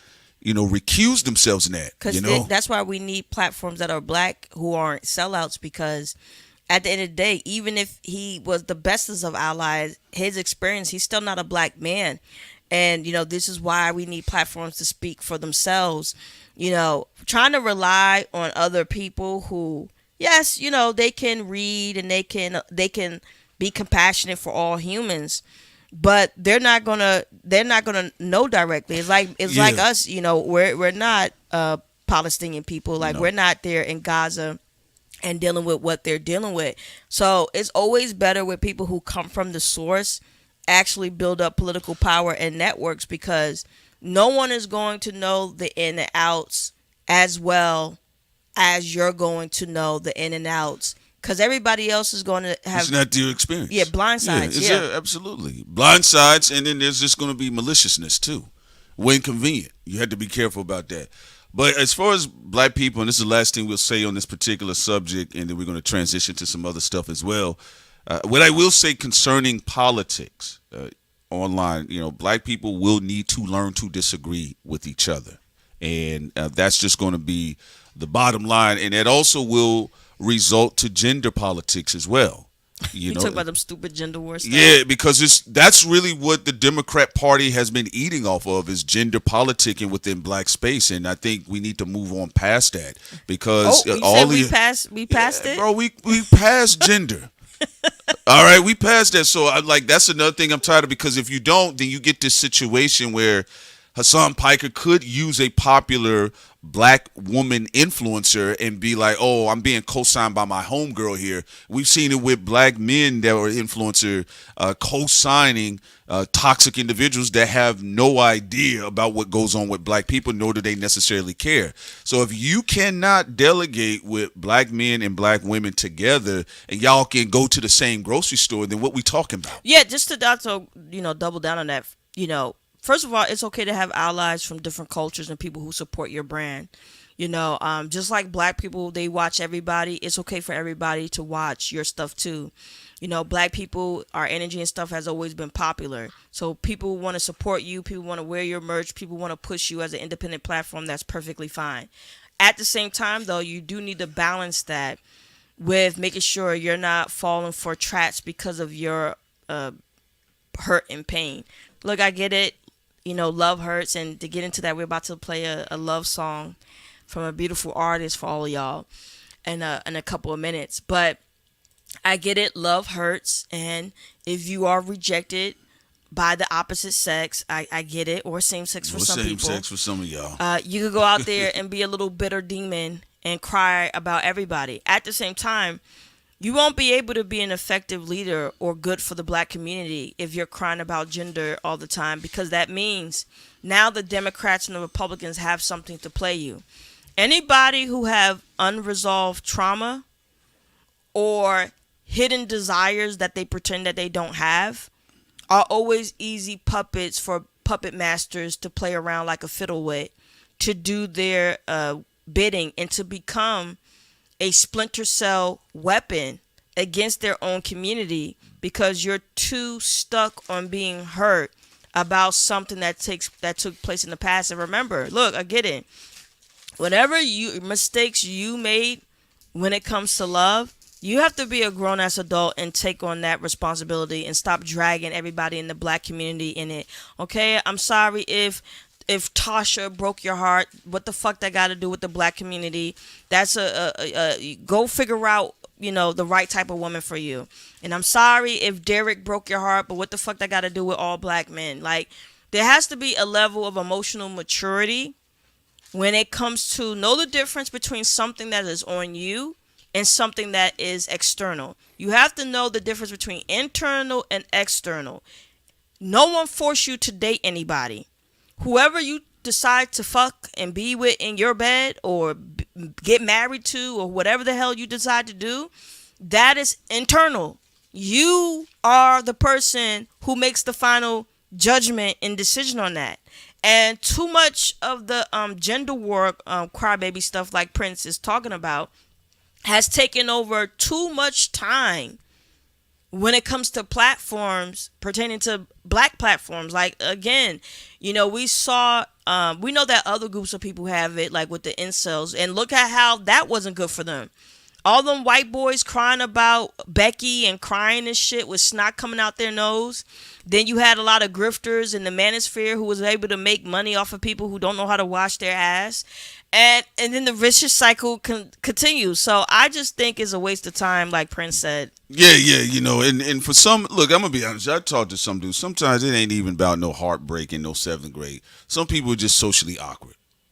I remember there was one guy I knew. He would go on and on and on and on about black people. Shouts out to you, absolutely. He would go on and on about black people, and he would talk like Tatum. Just had more caffeine in his blood. And one time I asked him, I said, "Hey man, where are you living at?"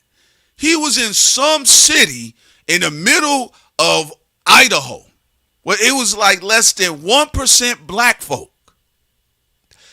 Community does matter. Even if you kind of in adjacent situations, you do need to be able to go network to an actual community. You need to get around living, breathing people and get away from the fucking avatars and highly opinionated bots online.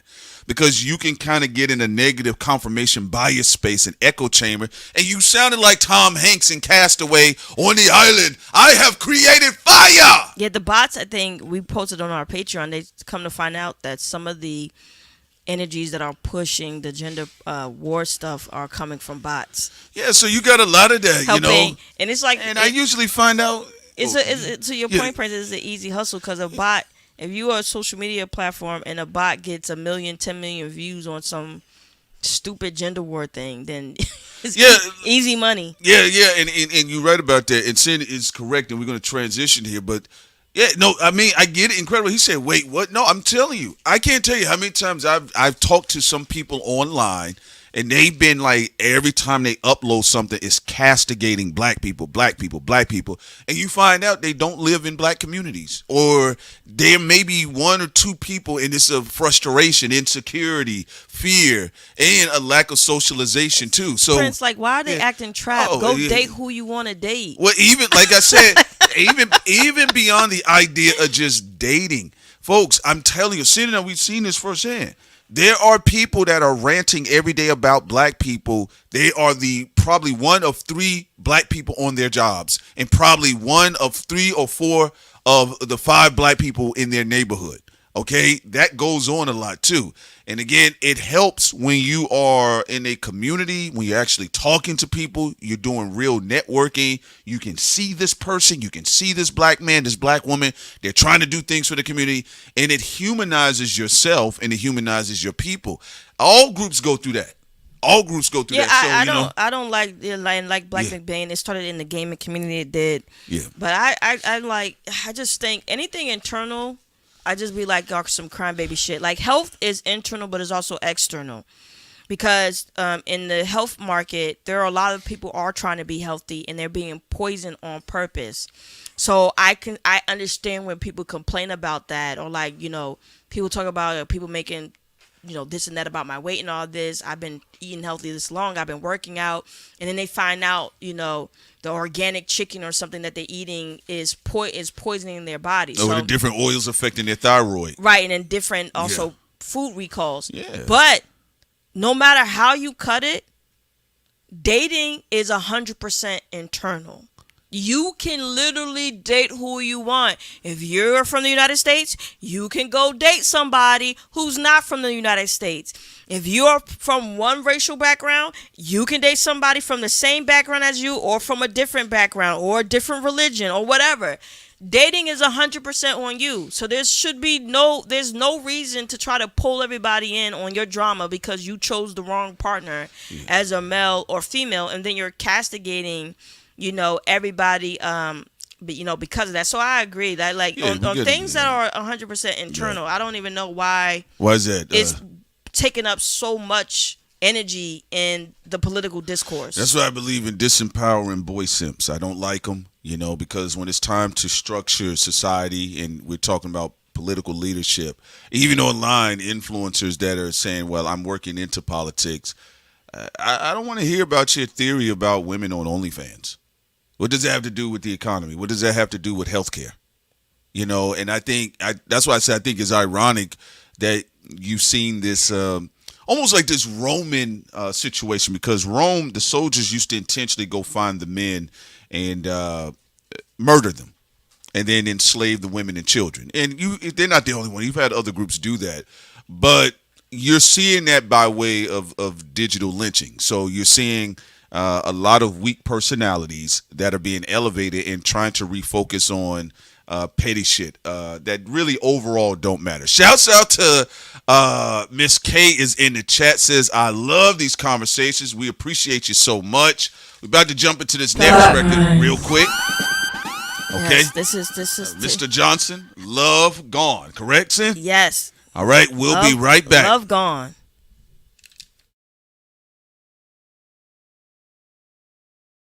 Girl, I remember when I said I didn't love you. Tried to convince me I was wrong, 'cause baby somehow you knew That rhymes. I would be searching for love around the world.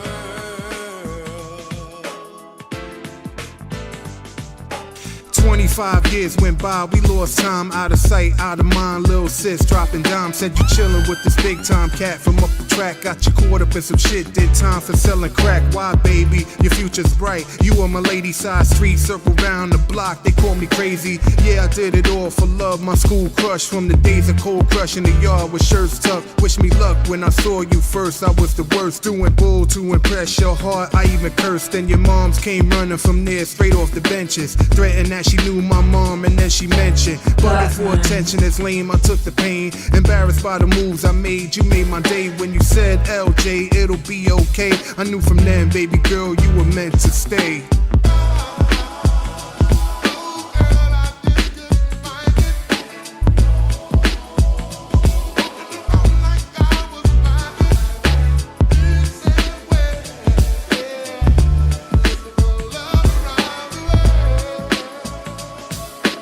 That rhymes.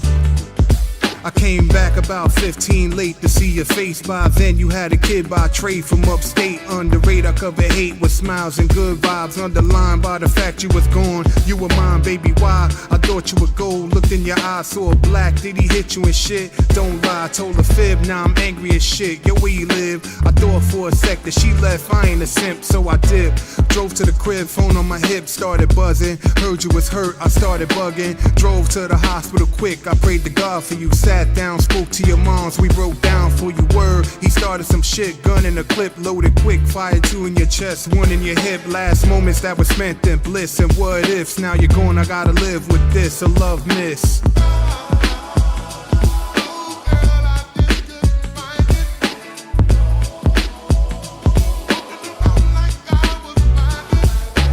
That rhymes.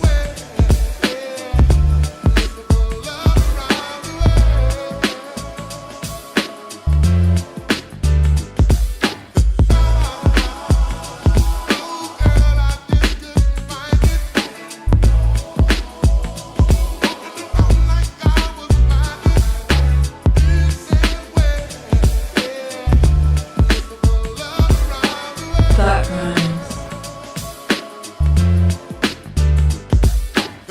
Girl, I remember when I said I didn't love you.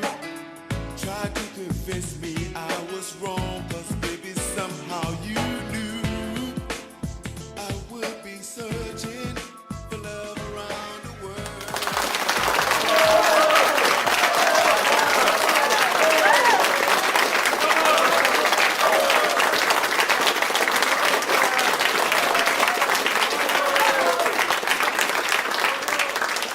And they want the artist again, Prince. The artist is Mr. Johnson, Love Gone, and we will make sure when I go through, because gonna put the timestamps down, and what I'll do is make sure I link over everything so you guys can get over and support the brother. I like it. Yes, and somebody brought up, it actually does remind me of, I would say, 96, 97 Nas a little bit. You know, when guys used to like to tell the stories, it kind of reminds me of, you know, when Andre 3000 had his verse on Stank on Your Toilet Tisha. You know, so, you know, definitely. I like the energy. It was a good bop. Yeah. Throwback to some boom bap shit. Mixed very well as well. Definitely. Yeah. You know, you're talking about, was it Diddy? Did Diddy hit you? Shouts out to Black Big It made me Bang. want to do them Gen X dance moves. Oh, yeah. Hip hop dance move. Speaking of Gen Xers that are doing dance move, Beyonce and Jay-yonce. y'all on his mouth like liquor. Beyonce and Jay-yonce. We got Donk remix. What do you think about it? Jay-Z, this is the third time Jay-Z's talking about everybody on X. Motherfuckers, I hate niggas on podcasts. I'm all ass. Make you niggas haul ass. I like this one better than the original. I didn't think the original was bad, but I did like this one better than the original. It was better than the original. I will agree too. Yeah, and Jay-Z is still mad with us. It's an angry verse. All of us, low-key a little angry. Social media people who running their mouth. He said, "Shut the chit chatter up." He said, "Y'all really fans. Y'all really fans." You know what's funny? I'm so silly. Yeah.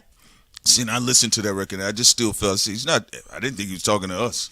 I didn't say he was talking to us. You know, but I know a lot of people. He could be talking to, I think he's talking to everybody. He's talking to the culture. He's talking to anybody who been running their mouth.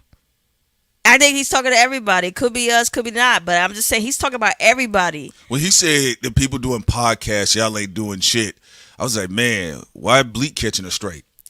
That's what I thought. He's kind of shooting up home team too, like Fat Joe, Memphis Bleak. There's a lot of niggas doing that. Yeah. But Memphis Bleak said like, and their crew, like they all talk shit about each other anyway. Well, what's the problem? But they from New York. Okay. New York City, so that's what they do. Outside of people making hard accusation against Jay-Z, the only thing I just didn't understand, I would say, well, what's the problem? Because I feel like New Yorkers talk shit in general. They actually some of my favorite callers when we open up the lines. I love how much shit they talk. Remember during the battle when niggas from New York was calling? He was making me laugh. I can't remember his name, but nothing satisfied him. He said, "Yeah, B, like I kind of feel like everybody's hyping up Drake and Kendrick verses. It's alright." But he was about to do that J. Cole bias. But you know who I really want to hear from? I know it's Cole. It's Mr. Boom Bap himself. I want to hear to see what Cole has. Yeah. But even when they bigging you up, they still hate. They still say something that's hating. Kendrick can spit, but it's like, he kind of like Talib Kweli wearing, Drake, he kind of has flow and shit. We adopted him, but son, for real? He kind of feminine though. Son, he do like that bitch woman shit. Like he kind of like that singing bitch shit he be doing. You know what I'm saying, B? He make his money. He alright. But they ain't fucking with Jay though. And then even when they say they ain't fucking with Jay, they still say this Jay-Z. But yeah, they ain't fucking with Jay. But Jay-Z a sellout though. Like wait, nigga, what? Nigga, what? They're very funny. Yeah, so I actually, when I listened to the record, he said, Ariel says them fake lock jokes really hurt his feelings. Shouts out to you, Ariel. We appreciate you. Well, I'm gonna be honest with you. I thought the record in itself, I thought it was decent. I thought the beat switches, I thought that was a bit interesting. I think they had some Ron Isley sampling. They had some Atlanta Fresh in My White Tee sampling. So they were kind of like trying to hit on all pockets, the West Coast energy a little bit, the Dirty South energy, and a little bit of the East Coast throwback as well. So I thought it was interesting. And I think they said Beyonce had like 3 different versions of that record. Yeah, I agree with Jackie. I think it was like just something that they put out there for fans and also to let, people know. I'm coming. That's really what it felt pretty like. Much, yeah. It's for Jay-Z. It's for Jay-Z to get his shit off. It's therapy. It's a therapy session. Yeah, so we'll see where it goes. I don't really think it's, like I said, it's not necessarily the worst record. I think the other version I heard, I thought it was all right. I do think this was structured a little bit more interestingly. I did. In fact, I had clicked on the song, and the link I clicked on, it didn't say Jay-Z, so I didn't know he was on there. And then when I heard him, it was a surprise. Yeah, it kind of still feels like he's still trying to like get his rhythm a little bit. Yeah, I feel like he's kind of just warming up the car a little bit. He is warming up the car. We'll see what happens. Y'all funny in the chat, y'all. New Yorkers are never happy. Yeah. Oh no, man. Yeah, I'm gonna be real with you. Like, I mean, I don't know what to say when I'm listening to because Sid and I, we just taking things a little bit differently. I'm just listening to the music most of the time, but when I hear Jay-Z going on, I really think the Busby thing really set him off. It did. Yeah, I think it's really the Tony Busby. That's the thing we've been talking about for years. Sid and I have said it's the Busby thing. No one knew why Tony Busby was saying 1-800. We said it's Jay-Z. It's Jay-Z. Called it immediately. Like, he's 1-800 back signaling Jay-Z. And ever since then, Jay-Z has been talking. He's been talking shit about everybody on X. You on Twitter. You will fear me. You on YouTube. It's like, so that Tony Busby thing really upsetted him because now, like, open up your Gmail, stupid nigga. He's been, since Tony Busby did that, he's been lecturing everybody from that point on.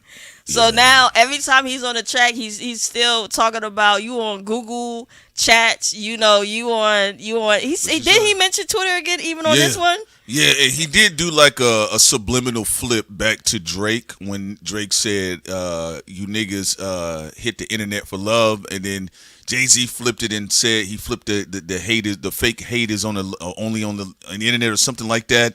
And he said, in real life, y'all love us. Now, that wasn't that. He's talking to the general culture. So, which is true. I mean, we did break down the psychology of people who constantly, every day, hate on someone. It's usually, it is love. Especially New York niggas. I mean, it's toxic love. It's not the type of love you would want. But most people who talk about somebody every single day, they're usually a fan. Because I always thought Takeover, the fifth verse, because he had like a bunch of verses on Takeover. I always thought that was a love letter to Nas. He was talking. What did they say? You were talking about the career from a fan's perspective. Had a hot album when you started, but now you're just garbage. Yeah.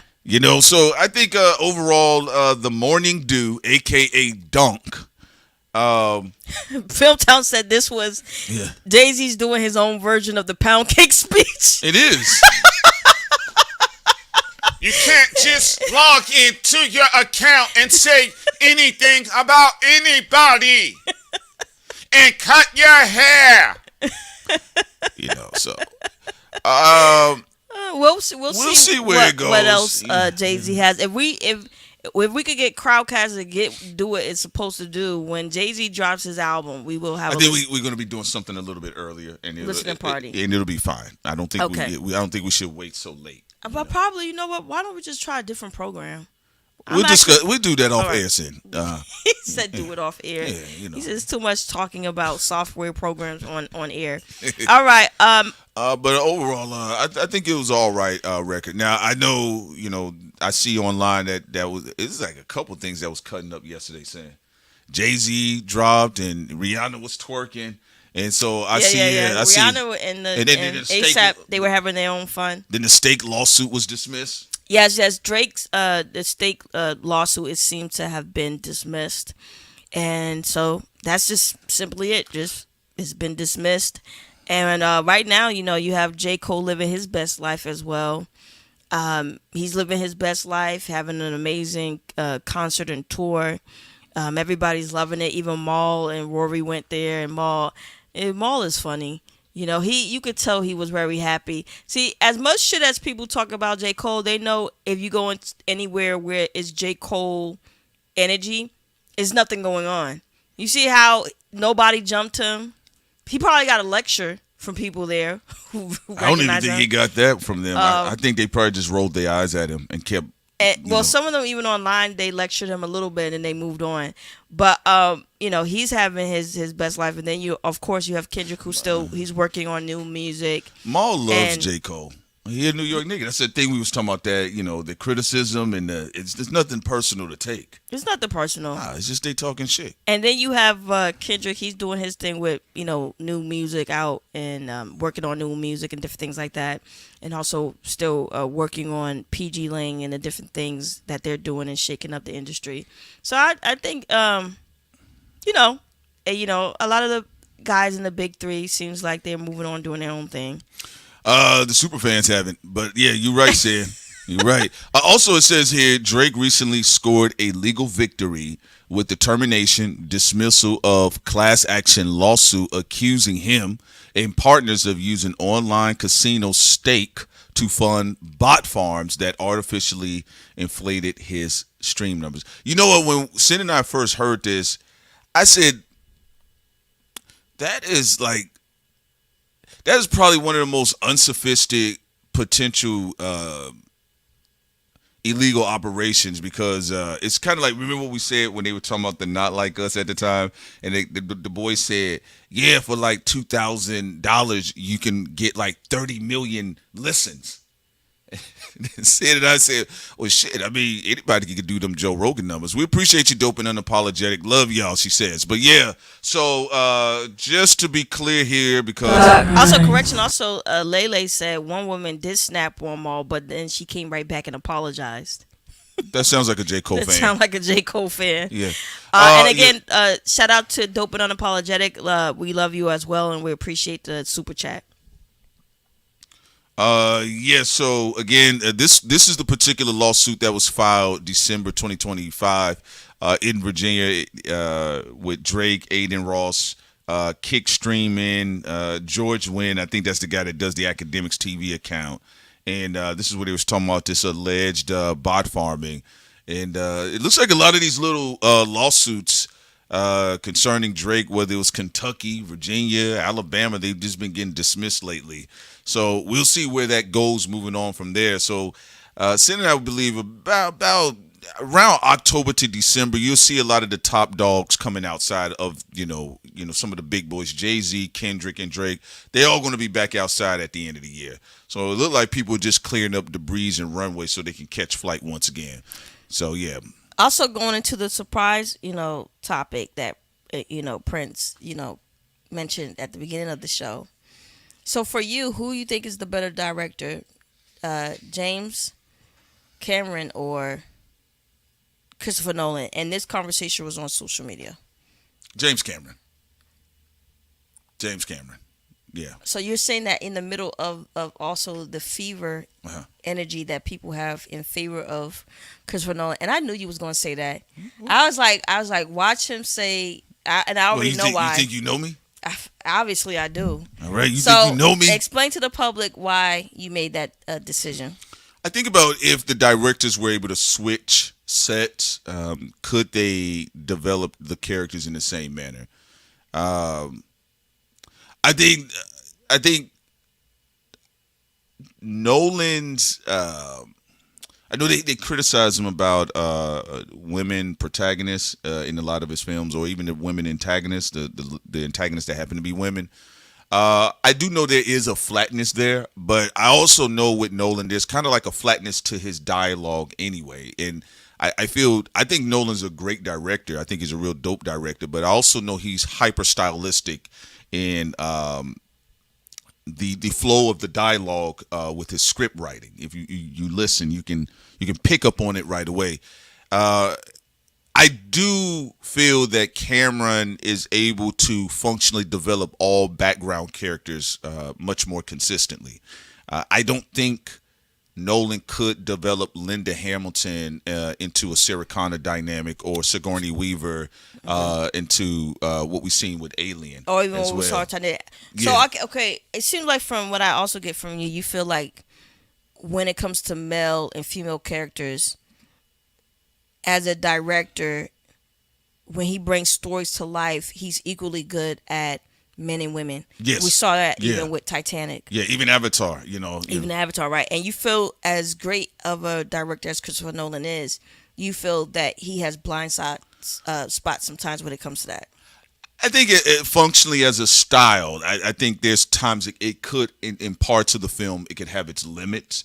When I was watching, what was it, Dark Knight, and Maggie Gyllenhaal's character, I would have liked to see the character fleshed out a lot more, even with Anne Hathaway as Catwoman. Mm-hmm. You know, I kind of felt like Anne Hathaway was kind of popping up like a stop sign in the movie. You know, I didn't really think her performance was all that bad per se, but I didn't really understand what it was I kept seeing until I went online and I started reading some write-ups about it, and I said, okay, that's what I'm kind of picking up. But or overall, Talia with the Dark Knight Rises. Yes, and that's something you brought up when we was talking, because I felt Talia would have been an equally dynamic character as Bane. She wasn't fleshed out. Like, we saw Bane's pain. We saw the background of why he did what he did. Yes. You know, and with Talia really wasn't that much there. She's just here and there. They kind of talked about it like, oh my goodness, daddy disappointed me, yada yada yada. You got a little bit of it, but it wasn't fleshed out as well. And to your point, and the only reason why I'm saying that, because realistically, if we're talking about in the heavyweight dynamics, then, you know, Talia outranks Bane twice over. You know, so I kind of felt like how, to your point, how she, even when she was talking to Batman with the knife in his side, it's like, what? It kind of felt like a CW wrap up. Like a seasonal wrap up, like a season finale. I'm gonna be honest. It was a little too much. It was so bad that I was like, why is she even in the film? Yeah, that's what I'm saying. Like, Bane, he got all the great play. Yeah. And I'm not mad at it, because I love Bane in The Dark Knight Rises. He's like, but we are the initiated. Oh. We are initiated. That was a dope. The dialogue with Bane was fucking fire. When Batman turned out the lights and thought he was working with magic, he goes like, "Oh." Wait. Do the sound effect though. Wait. Oh. He goes to say it. Oh. You think you're working with something, but we know what that is. Yeah, or even like the great part where he said, victory has defeated you. Victory has defeated you. Bane was turned into Shakespeare. He was a bully. He was a Shakespearean bully. Oh, look at you limping. Got a little fat. I will break you. Every moment Bane was there, it was fucking awesome. Yeah. Even on the plane where the little dude, the lackey, thought he was about to have a parachute. He said, no. No, brother. Someone needs to stay. Someone needs to stay. Someone needs to die on the plane. Take me backpack off and sit down. And buckle back up, brother. It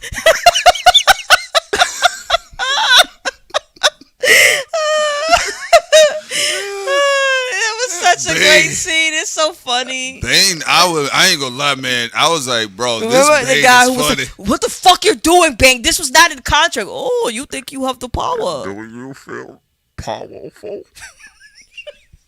Hey, yo, he gonna kill him.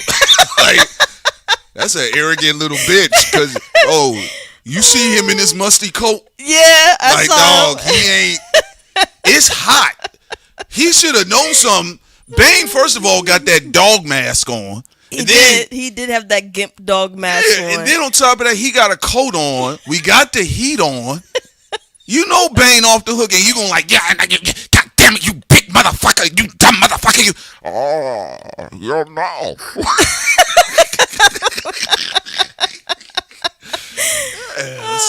Bro, yeah. Yeah, but you know, I think Nolan does that very well. But when I go back and look at like the first Terminator, even with like Linda Hamilton's performance as Sarah Connor, like the fact that he was able to capture her as like a very youthful, bright, vibrant woman that had like energy, just living her life, and then her ascension into furthering of adulthood is just interrupted by this like crazy homeless man that's telling her all of these crazy stories.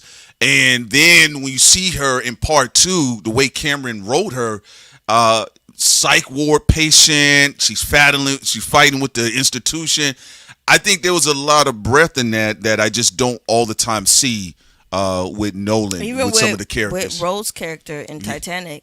Yeah, another one, yes. Yeah, you see how the story gradually progressed, and then it just is accelerated immediately. Yes. You know, but you see her as this young woman who's trapped in this high society, in this world, but kind of just living day by day and lingering in it because she hasn't seen anything to pop her out of that existence. Yeah.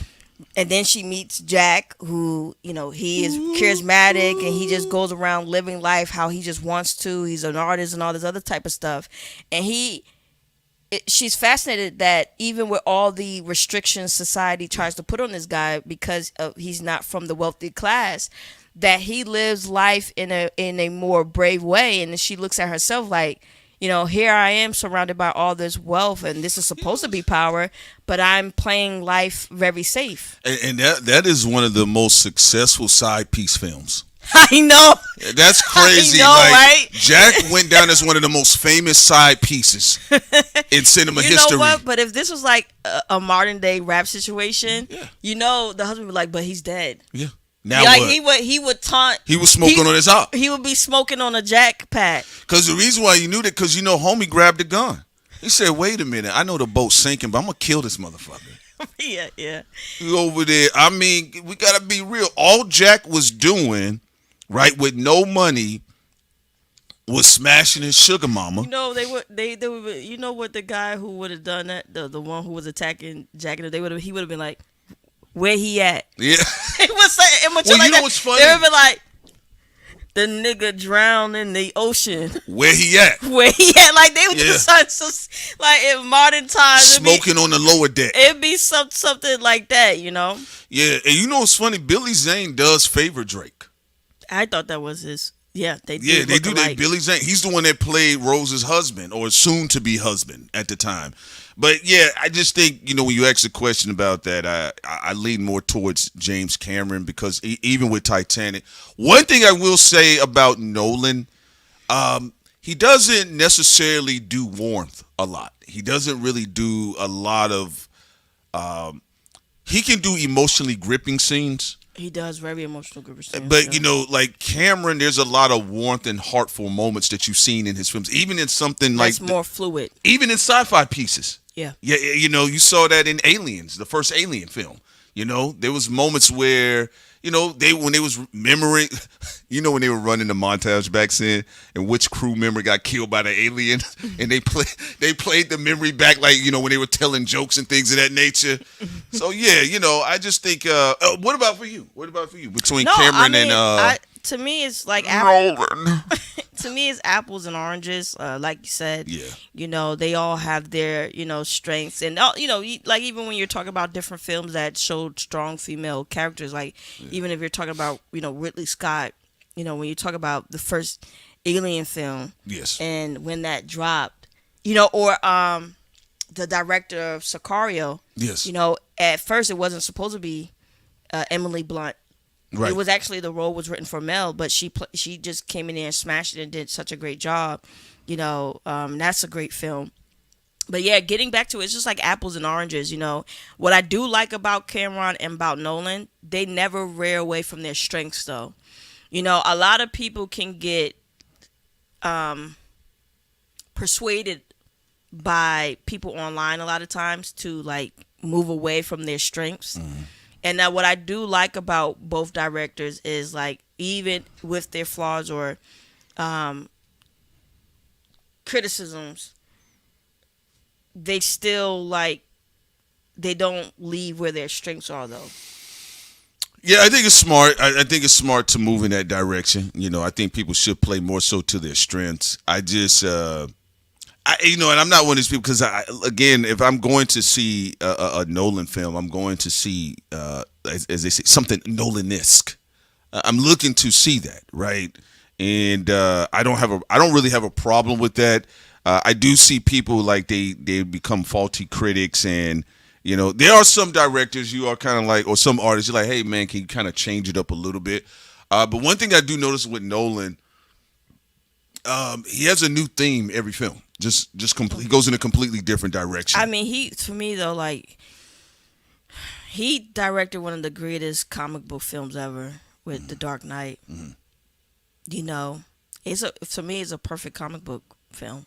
Oh, what do you think about the trilogy altogether? I think The Dark Knight, for me personally, I know that's your favorite one. Evil, that's my favorite one. Yeah, I know that's your favorite. I feel like from beginning to end, flawless victory. Dark Knight Rises, loved it. Bane was the standout in that one, but it had flaws. Mm-hmm. But still loved it. But I think Dark Knight, just perfect. Yeah, again, he had. Let me see here. I'm gonna go through his list. He had, of course, Memento, Oppenheimer, Dunkirk, Insomnia, Inception, Following, The Prestige, Interstellar, very popular soundtrack, and Tenet. Oh, like I said, my only biggest complaint about Tenet, I just didn't like the dialogue was so muffled. Sometimes that happens. I think during that time they were having COVID interruptions with the production on that. But also, what I loved about Nolan's pacing with The Dark Knight, I loved how he really embodied the psychology of Joker, where Joker is really great when it comes to dark psychology, right? So, in the film, the audience, to some degree, they start to buy into what the Joker is selling. They're all schemers, this is the snitch, all he doing all these things, right? Yeah. And people are like, look, he's evil, but at least he's consistent. And then I love how he rips that all away from people with the boat scene, where it shows you that the Joker is a sore loser and he is still a demonic, evil shithead. Yeah, he was. So here, and that he's just, the mask is revealed that that he is just an agent of chaos, which is basically what was said early on anyway from Alfred. Alfred said, look, some men wants to see the world burn. And that was the foreshadowing to the boat scene where you see, okay, Joker like, yo, I have this down pack. The criminals are going to kill the civilians. This is who humanity is 100% of the time. This is the true heart and mind and soul of humanity. And watch it happen. So he's waiting for the fireworks. And then he sees that the criminals, these are people who have violated other human beings, who have fucked up in life, right? Who you would think would kill the civilians, or the civilians would think, well, I'm better than the people in prison. We haven't committed any acts of terror or crime. Let them die. And you see the dialogue, though, happens on both sides until they both make the humane decision and they both decide not to terminate each other. And then sore-ass loser Joker, the agent of chaos that he represents, he was going to cheat and blow them up. And so I do love the pacing of that film, the foreshadowing, the pacing of each character. It was just really well done. No, well explained. You're not wrong about that. Those are, I think that is something that Nolan does that I don't really see. Cameron's style is different. I think also, I do think more overtly said. I think Christopher Nolan is more of a cerebralist, and I think with him, he always has some sort of theme dealing with psychology or the psyche of men, as well. I'm not saying that Cameron hasn't done that, but Cameron is a lot more adventurous in his writing. I mean, he did the screenplay for, I believe it was Rambo First Blood, Rambo Part 2, True Lies, so I think he kind of leans, that's what he kind of leans more into the lighter side of the sun and even to some extent comedy. But Christopher Nolan does a lot of psycho analytical evaluation story arcing that goes on in a lot of his films. So I just think they got definitely two different styles, and I guess I get why they would even have this conversation, because people just do that in general with heavyweights in any industry. You know, the one before that involving Cameron used to be James Cameron versus Steven Spielberg. You know, that used to be like, that's a real fight right there. That one was really funny because I think a lot of people feel right now that Spielberg has fallen off.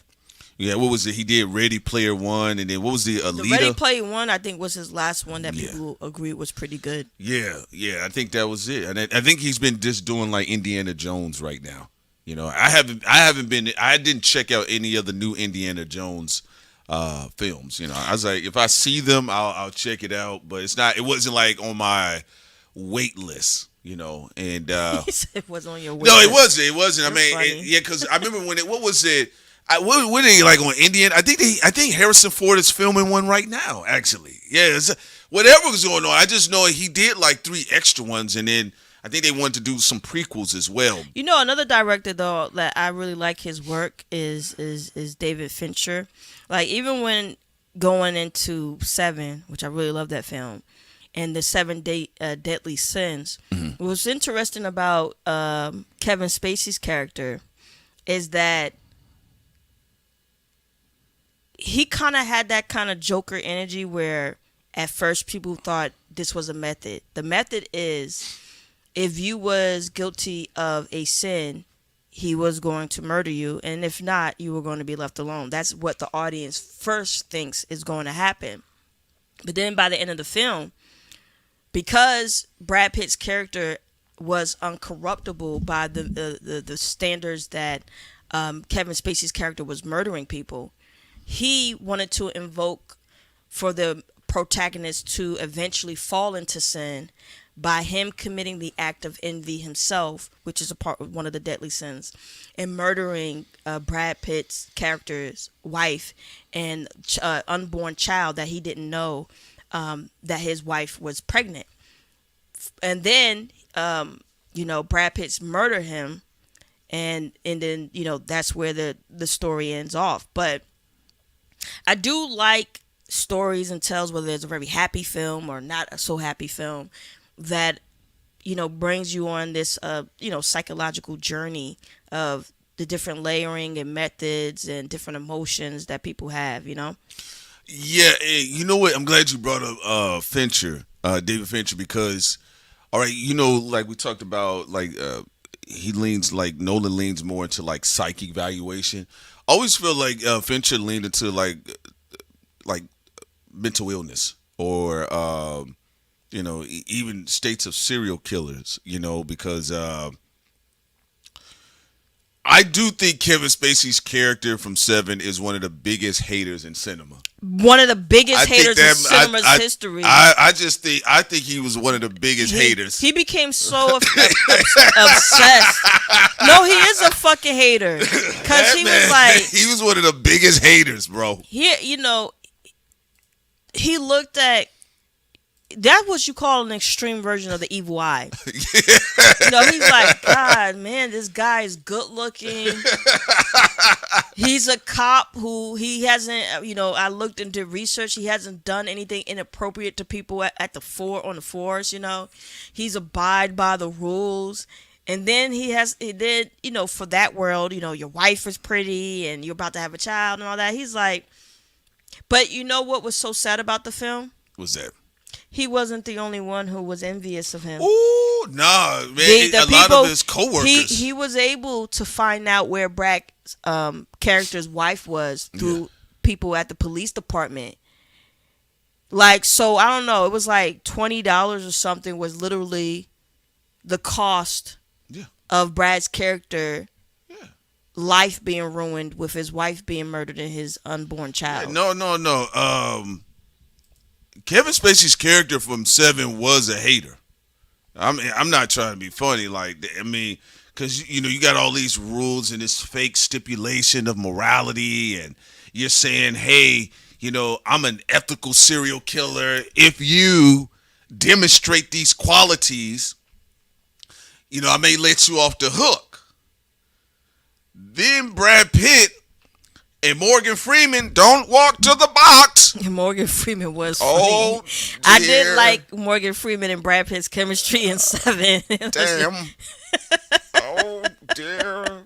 Don't go to the box. Right? But then, you know, like when Brad Pitt was being a G about it in the film, right?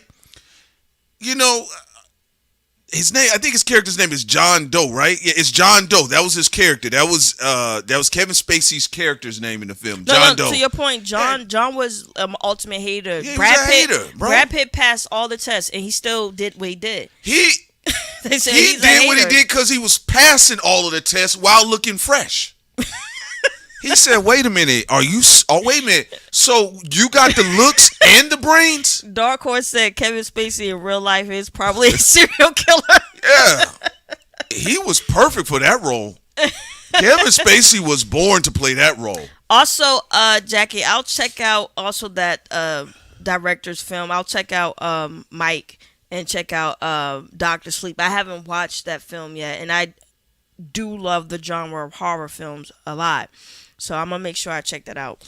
Yeah, I think what it is about Seven, you know, it's one of those. It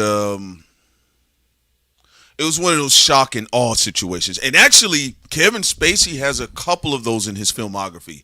Two of his most prominent dark riddles is Unusual Suspects and Seven, and I think at that point in time, they were really big on plot twists. In the mid to late 90s, plot twists. They were real big on that.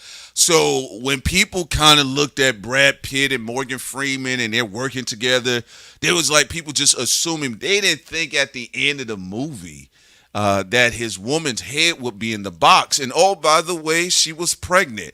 I remember being a kid. People, especially rappers, are edgelords. They can say what they want to say. They edgelord. Well, also, the two biggest genres that love edgelord shit is rock and roll and rap.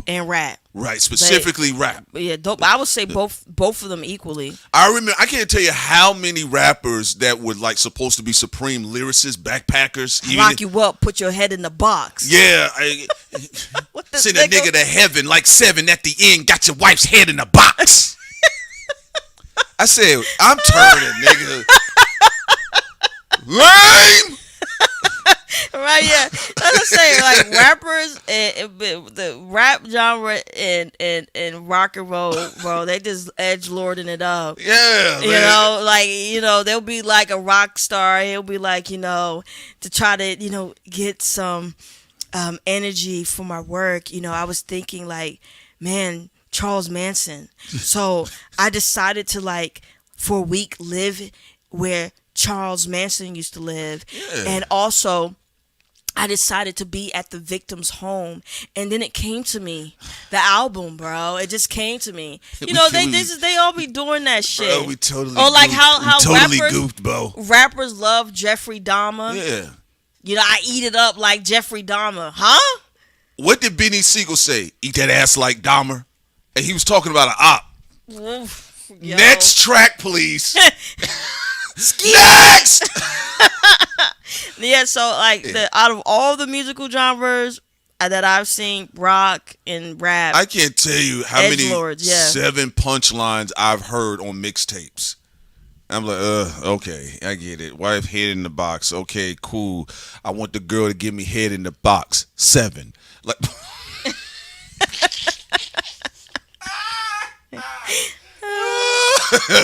yeah, I thought Unusual Suspects was funny to me because Kevin Spacey's character was the ultimate con artist.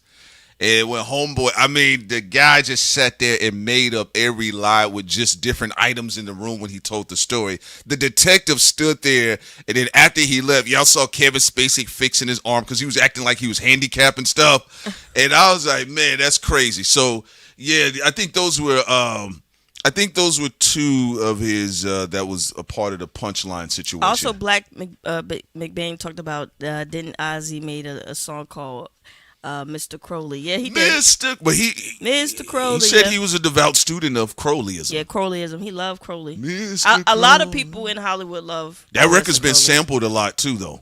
A lot. Yeah. All right. Rick Ross did the same thing. Do we have any more songs left before we close out right now, Prince? There's two more songs that we want to play for everyone. For the last two we got. And we're going to close out the show here, guys. We're going to have more. Oh, you touched on Perez Hilton a little bit? Oh, did we even? No, we didn't even talk about that. Damn. All right. We didn't talk about Look, I mean, Perez Hilton had made a living for himself. Well, Perez, he did by being a parasite to other people and sometimes even laughing at other people's pain. I don't believe in get back in this way, though, but for the people he harmed, I don't know how they feel about it. But he was caught on a live mutilating himself. And first of all, they need to find the kids and take the kids away from him. Number one. First of all, he had controversy one time because he was like filming himself in a shower with his, I guess, was it adopted son or something like that? Look, I just think Perez Hilton is a weirdo. And I'm not even talking about because of the alleged suicide attempt. To anybody who even thought about suicide, my heart, is to you, and I'm very compassionate about that. But Perez Hilton is just a weirdo to me. I don't know what else to say much about him, except for he's in a really bad place in his life right now. I think Perez Hilton also it was a situation where it's something about that, like that type of because he's kind of like one of the last vestiges before we completely move over to social media. But he's one of the last vestiges of like that old MTV Hollywood. Andy Dick. Yeah, Joan Rivers. Technically, for some of them were better put together than others. Some of them ended up on crack or committing suicide or for some of the spaces for Perez Hilton, like you mentioned, and he didn't necessarily have the charisma of Joan Rivers. That's why she lived to 1,000 years old. I just think he also kind of I guess aged out in a sense, or like he never really was able to. He never was able to grow up and figure out where else to go. because he didn't build his own TMZ like situation empire. He technically, I believe, he was before TMZ. So I do recall. I didn't pay too much attention to Perez Hilton. Growing up, I did see when he would randomly clash into celebrities, or he would kind of like lightly insinuate blackmailing footage of said celebrities. Yeah, he would out people. Yeah, out people. If they weren't openly gay yet, they were. Because I think on the back end, this is where Jason Lee comes behind that, but he diverges directly into quote unquote black spaces. So I didn't see the footage. I only saw stills floating up and down. That was about it, but I don't really follow Perez Hilton like 45 that. 45 said they watched it and they think he was possessed.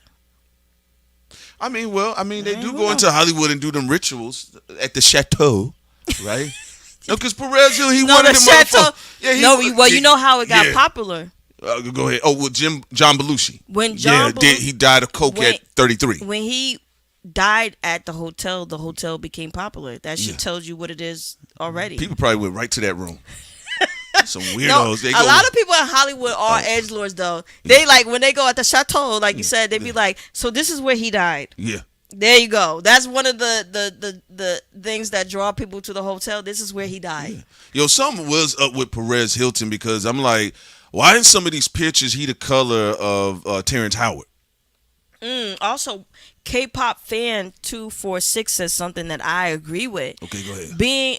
Being too busy wanting to be a celebrity personality, he didn't build a brand or company. Yeah, and the reason why I keep going back to that, I'm not joking with you all. Like, I mean, the side where we talked about a lot of the black girls with the T and all of this other type of stuff that got started, going back to I think Nicole Bitchie. I remember some of these names floating around these properties. And then some of their brands just didn't really translate well over into the new era of social media. One thing that's always stood out to me about Perez Hilton, He was actually before a lot of shit. Well, we need an Illuminati button because and he didn't really. I never understood why he didn't have his own TMZ before TMZ. We have to do an Illuminati button because 45 said Perez has been at odds with Lady Gaga. Did Lady Gaga put out a occultic hit on Perez Hilton?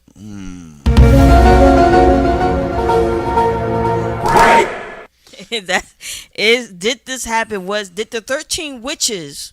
Yeah, the 13 witches get to Perez Hilton, a decade feud. What would they be fighting over though? Now, who said that this was a K-pop? This is K-pop fan.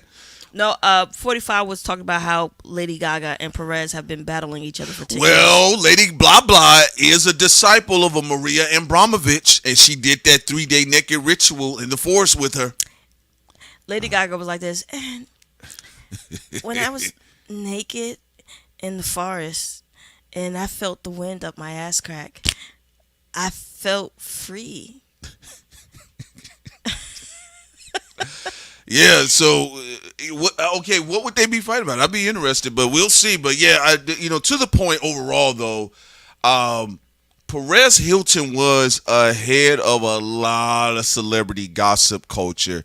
I always thought, because when I look at Harvey Levin, and I was like, I wonder why Perez Hilton just didn't do anything like this. It just seems like I think Perez Hilton was concerned with being more of a socialite for a long time, and I think usually people that are very fixated on socialite culture, I personally have witnessed them firsthand have mental illness break somewhere. It's because he didn't know what lane he wanted to be in. Yeah. It's very dangerous when you want to be a celebrity, you want to hang out with celebrities, but you also use the stupid things that they do for your income. You got to really pick one. If you're going to be putting celebrities on blast for their stupid fucking behavior, for the ones who do dumb shit, then you can't be friends with them at the same time. And if you are, you got to choose one or two to be friends with, and everybody else you got to put on blast. There you go. And so he was everywhere. He wanted to be a celebrity. He wanted to hang out with it. And I feel like, come on, bro. You really think nobody gonna put something in your drink if you've been talking about? That's him. He going to them witch parties, But yeah. Something off because he kept coming. Last time I saw Perez Hilton anywhere was when he popped up with this cannibalist haircut. And I was like, man, buddy look like he tripping, So it is what it is. I do not envy that particular space with the Hollywood, Beverly Hills socialite culture. Hats off to anybody that enjoys it, is from it, or of it. You got it, Chief.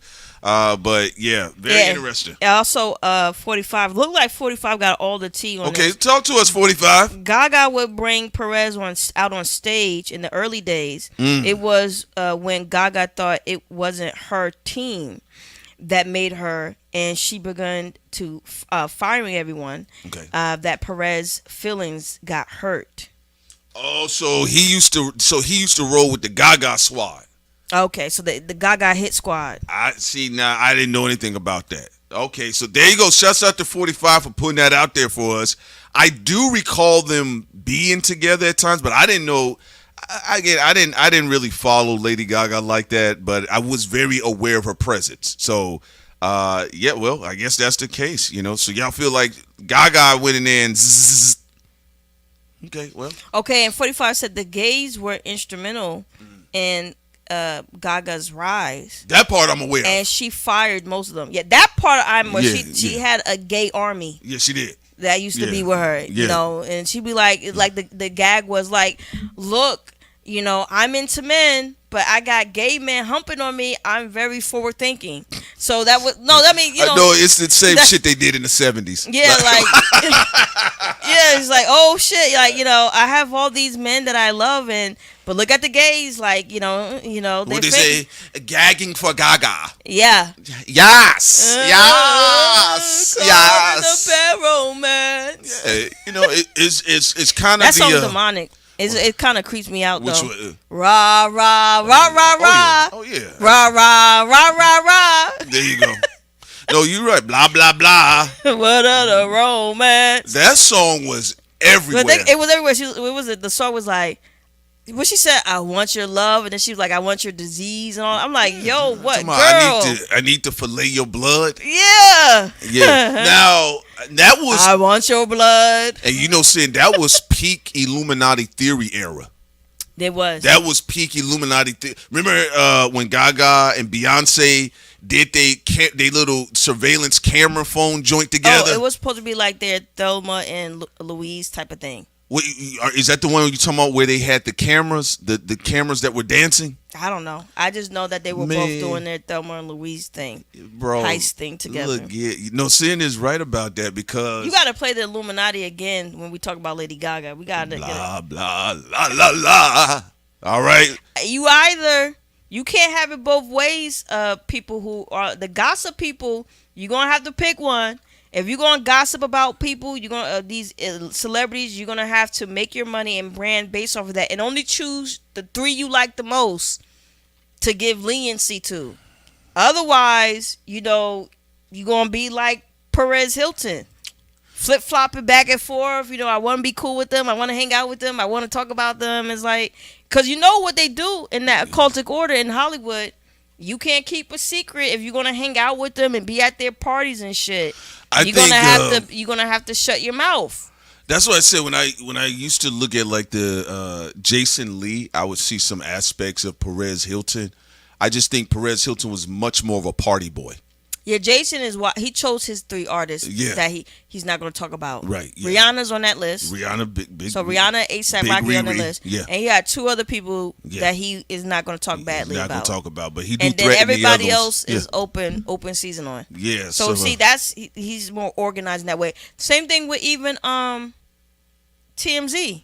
Yeah, Harvey Levin got a few that he got picks. He's like cool with, and then everybody else is open season. Yeah, it's open season. Career's canceled. But yeah, man, Lord knows what type of chicanery was going on.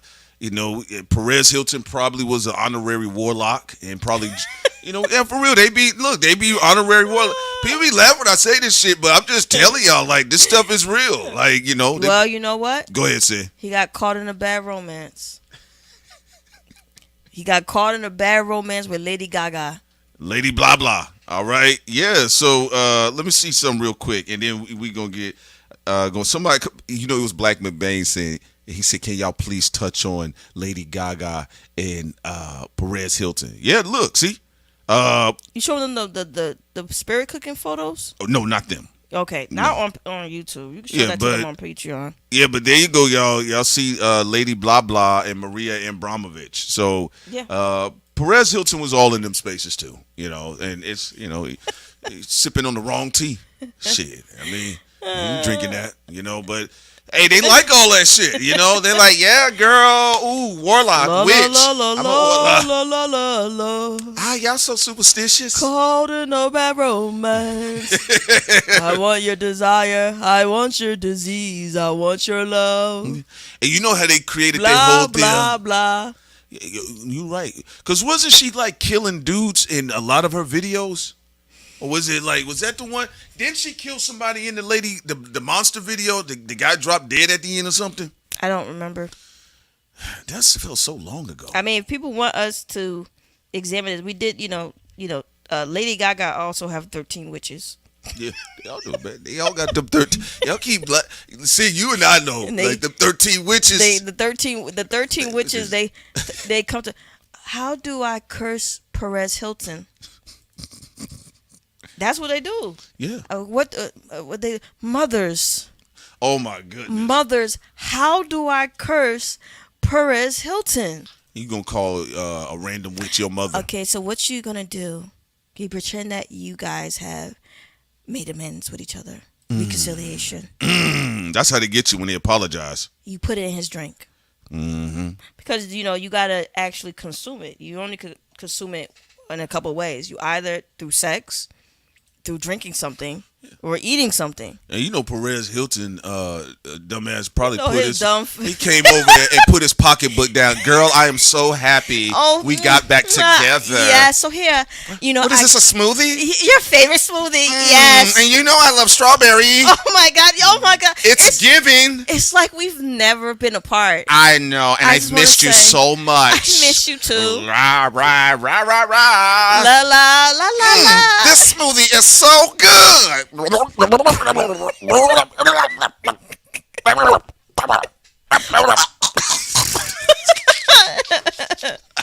Oh my goodness. But they said, Petty Gibbs said, convict music. Convict. Y'all gotta talk about bad drops. That was one of them. Convict. Also, the Village Brother said, we are good. Yeah. Y'all don't have to do a deep examination on her. You know what's funny? Remember when Madonna co-signed Lady Gaga? And then she said, this bitch is trying to be me. Get rid of her.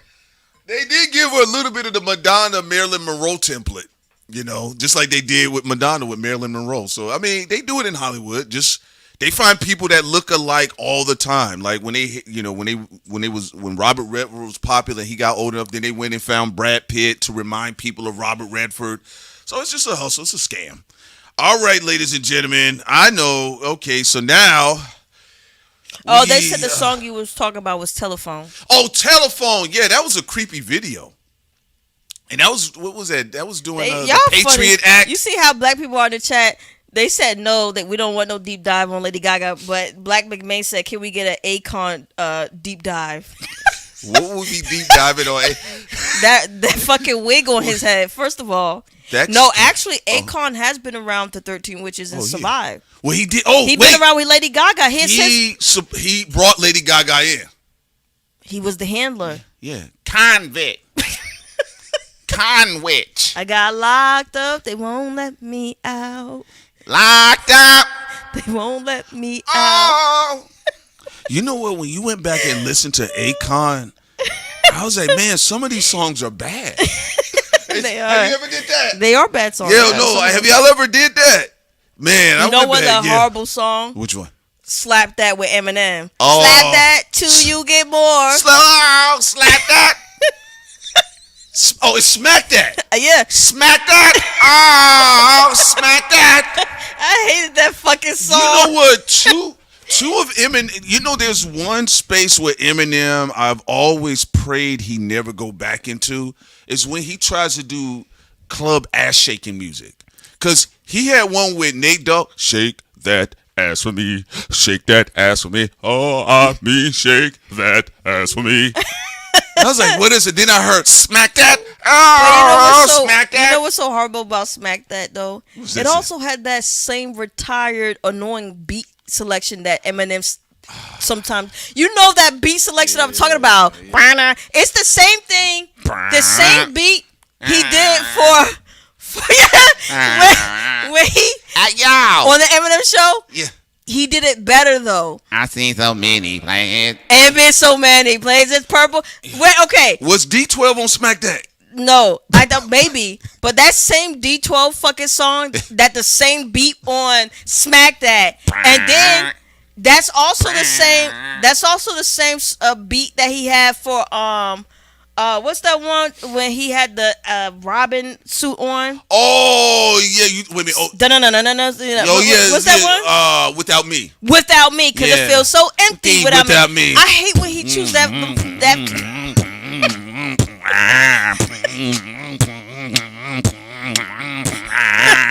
I was like, yo, Eminem, you are white. Thank you for reminding us when doing shit like that. Tisket a tasket. I go tit for tat with Chris Kirkpatrick. You can get your ass kicked in Moby. And you know what's crazy? I'm like, you could get slammed by Dopey. I said, man, he's saying these. You too old. Let go. Nobody listens to techno. Now let's go. Look, I'm not gonna lie to you though. When I heard "Without Me," that was the first Eminem song and video I liked because I felt like that's his lane. That's who he is. Yeah. It's okay. But man, I'm just Listen, yo, KJ, I'm telling you, it's one of my least favorite Nate Dogg features. Oh, I mean, shake that ass for me, shake that ass for me. People gotta be honest. There was some there was some times in them spaces that the music was coming off kind of lame.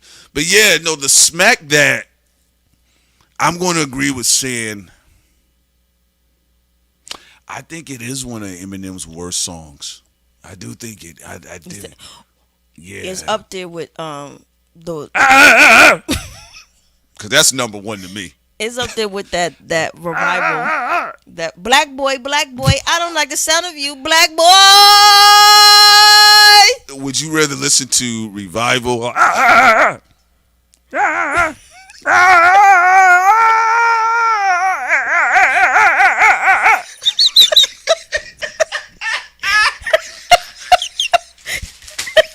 Damn you, Dr. Dre!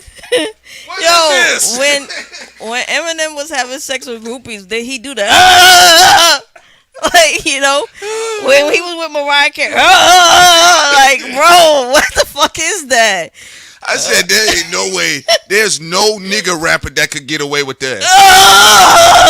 Like, what the fuck is that?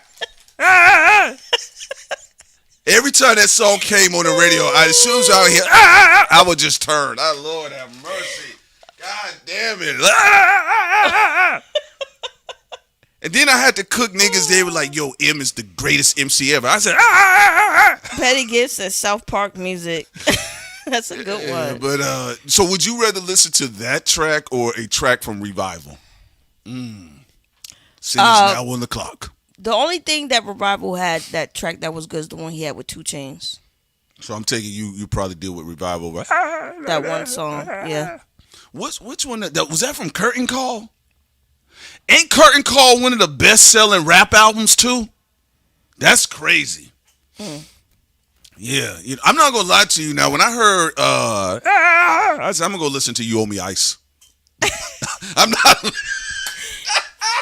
I would say I agree. Nas bad songs are still fun though. Shorty, say what's your price? If you back it up, you can hold my ice. Now you say you owe me something, and then Nas came. What he said? While he was trying to be woke on the song, The Last Mohican. Talk to me like you owe me rent. Here's a song that's supposed to be about booty and cheeks and stuff. And he's like, yeah, The Last Mohican. I told you my favorite part of that song. My favorite part of the song when Genuine's just in the background. Now you need Eminem in there. You should have got a Genuine and Eminem track. Yo, there was a period where Genuine was like, you know what? I am going to really, really dance. How did you feel about Uchi? Uchi Wally Wally, Uchi Bang Bang. I knew when I was a kid, the first time I heard some older dudes playing it out their car, I understood. Beat was dope though. It was a porno song. Boom boom boom boom boom boom. Yeah, dun, dun, dun. It was a Pornhub song though. I mean, some of the rapping on it was like fucking horrible. My favorite part of the song is the women talking on there. He really touched my body. He really turns me on. Yeah. But some of the niggas rapping on it, that shit. They call me horse. I was like, oh my God, please rewrite your lyrics, bro. Little girl with your tongue ring. Got your doobie braids. Boom, dum, dum, dum, dum, dum, dum. Bling, bling, bling, bling, bling, bling, bling, bling.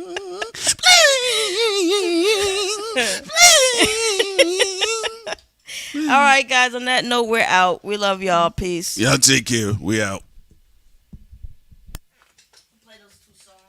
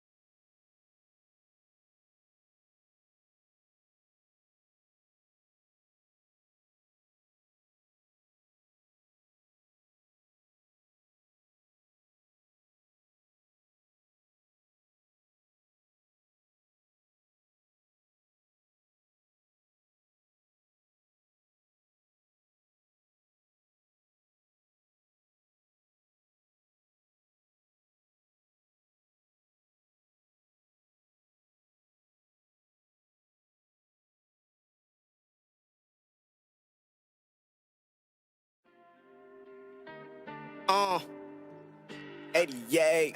Yeah. Yeah. Still. Follow the leader or follow the swag. Count the homies, suited in black.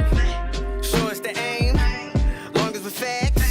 Freedom riders, we keep it a stack. Follow the leader or follow the swag. Count the homies, suited in black. Show us the aim, long as we're facts. Freedom riders, we keep it a stack. Pop up the smoke, pop up the smoke. Do you a number? Everything goes. Hope they got us. System is flooded. Where's the guidance? I've been a rebel. It's all in my blood. I rep commission. I do it for cuz you need attention. You selling them drugs? It's in a mission. You hear the buzz? Rights forever. Living it up. Push to the core. Outlet the plug. Hey. Follow the leader or follow the swag. Count the homies, suited in black. Show us the aim, long as we're facts. Freedom riders, we keep it a stack. Follow the leader or follow the swag. Count the homies, suited in black. Show us the aim, long as we're facts. Freedom riders, we keep it a stack. Reach for the moon, reach for the moon. RP Pluto, now I gotta improve. Pain in my soul, I gotta diffuse. Ain't no one better, who sounded smooth. Follow the leader, or follow the swag. Count the homies, suited in black. Show us the aim, long as we're facts. Freedom riders, we keep it a stack. Follow the leader, or follow the swag. Count the homies, suited in black.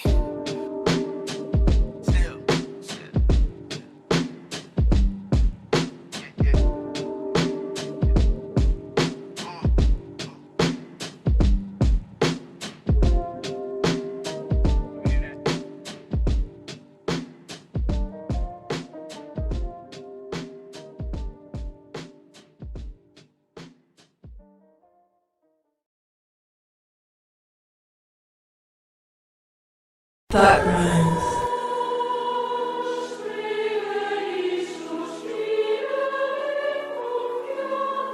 That rhymes.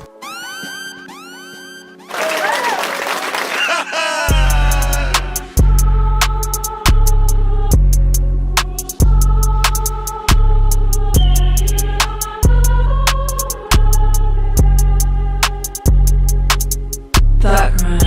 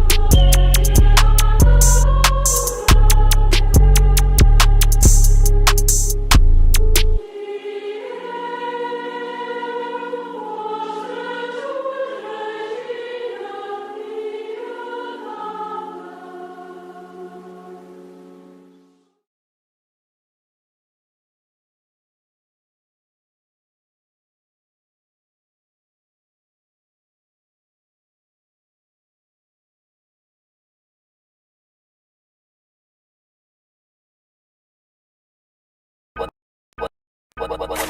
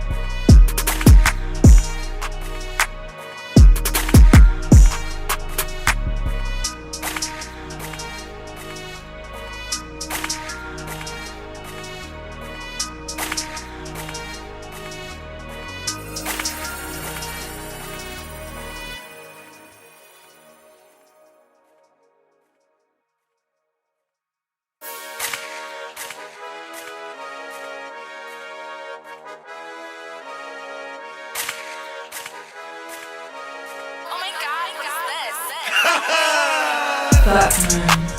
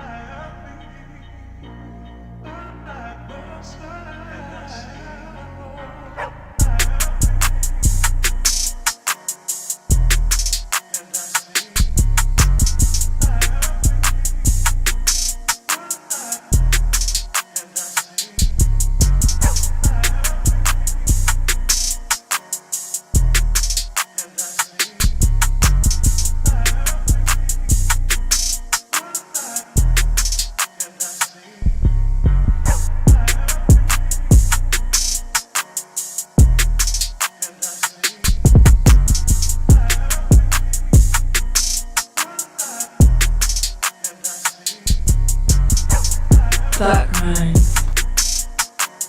The jig is up.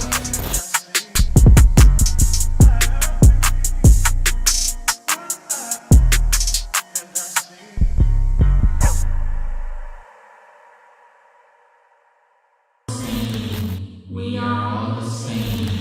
We are all the same. More group. Coming to your airwaves. All right, now I'm here to kick the ballistics. Check out Thought Crimes. Are you following me? Coming to your airways. Coming to your airways. You ain't gonna get me with that one.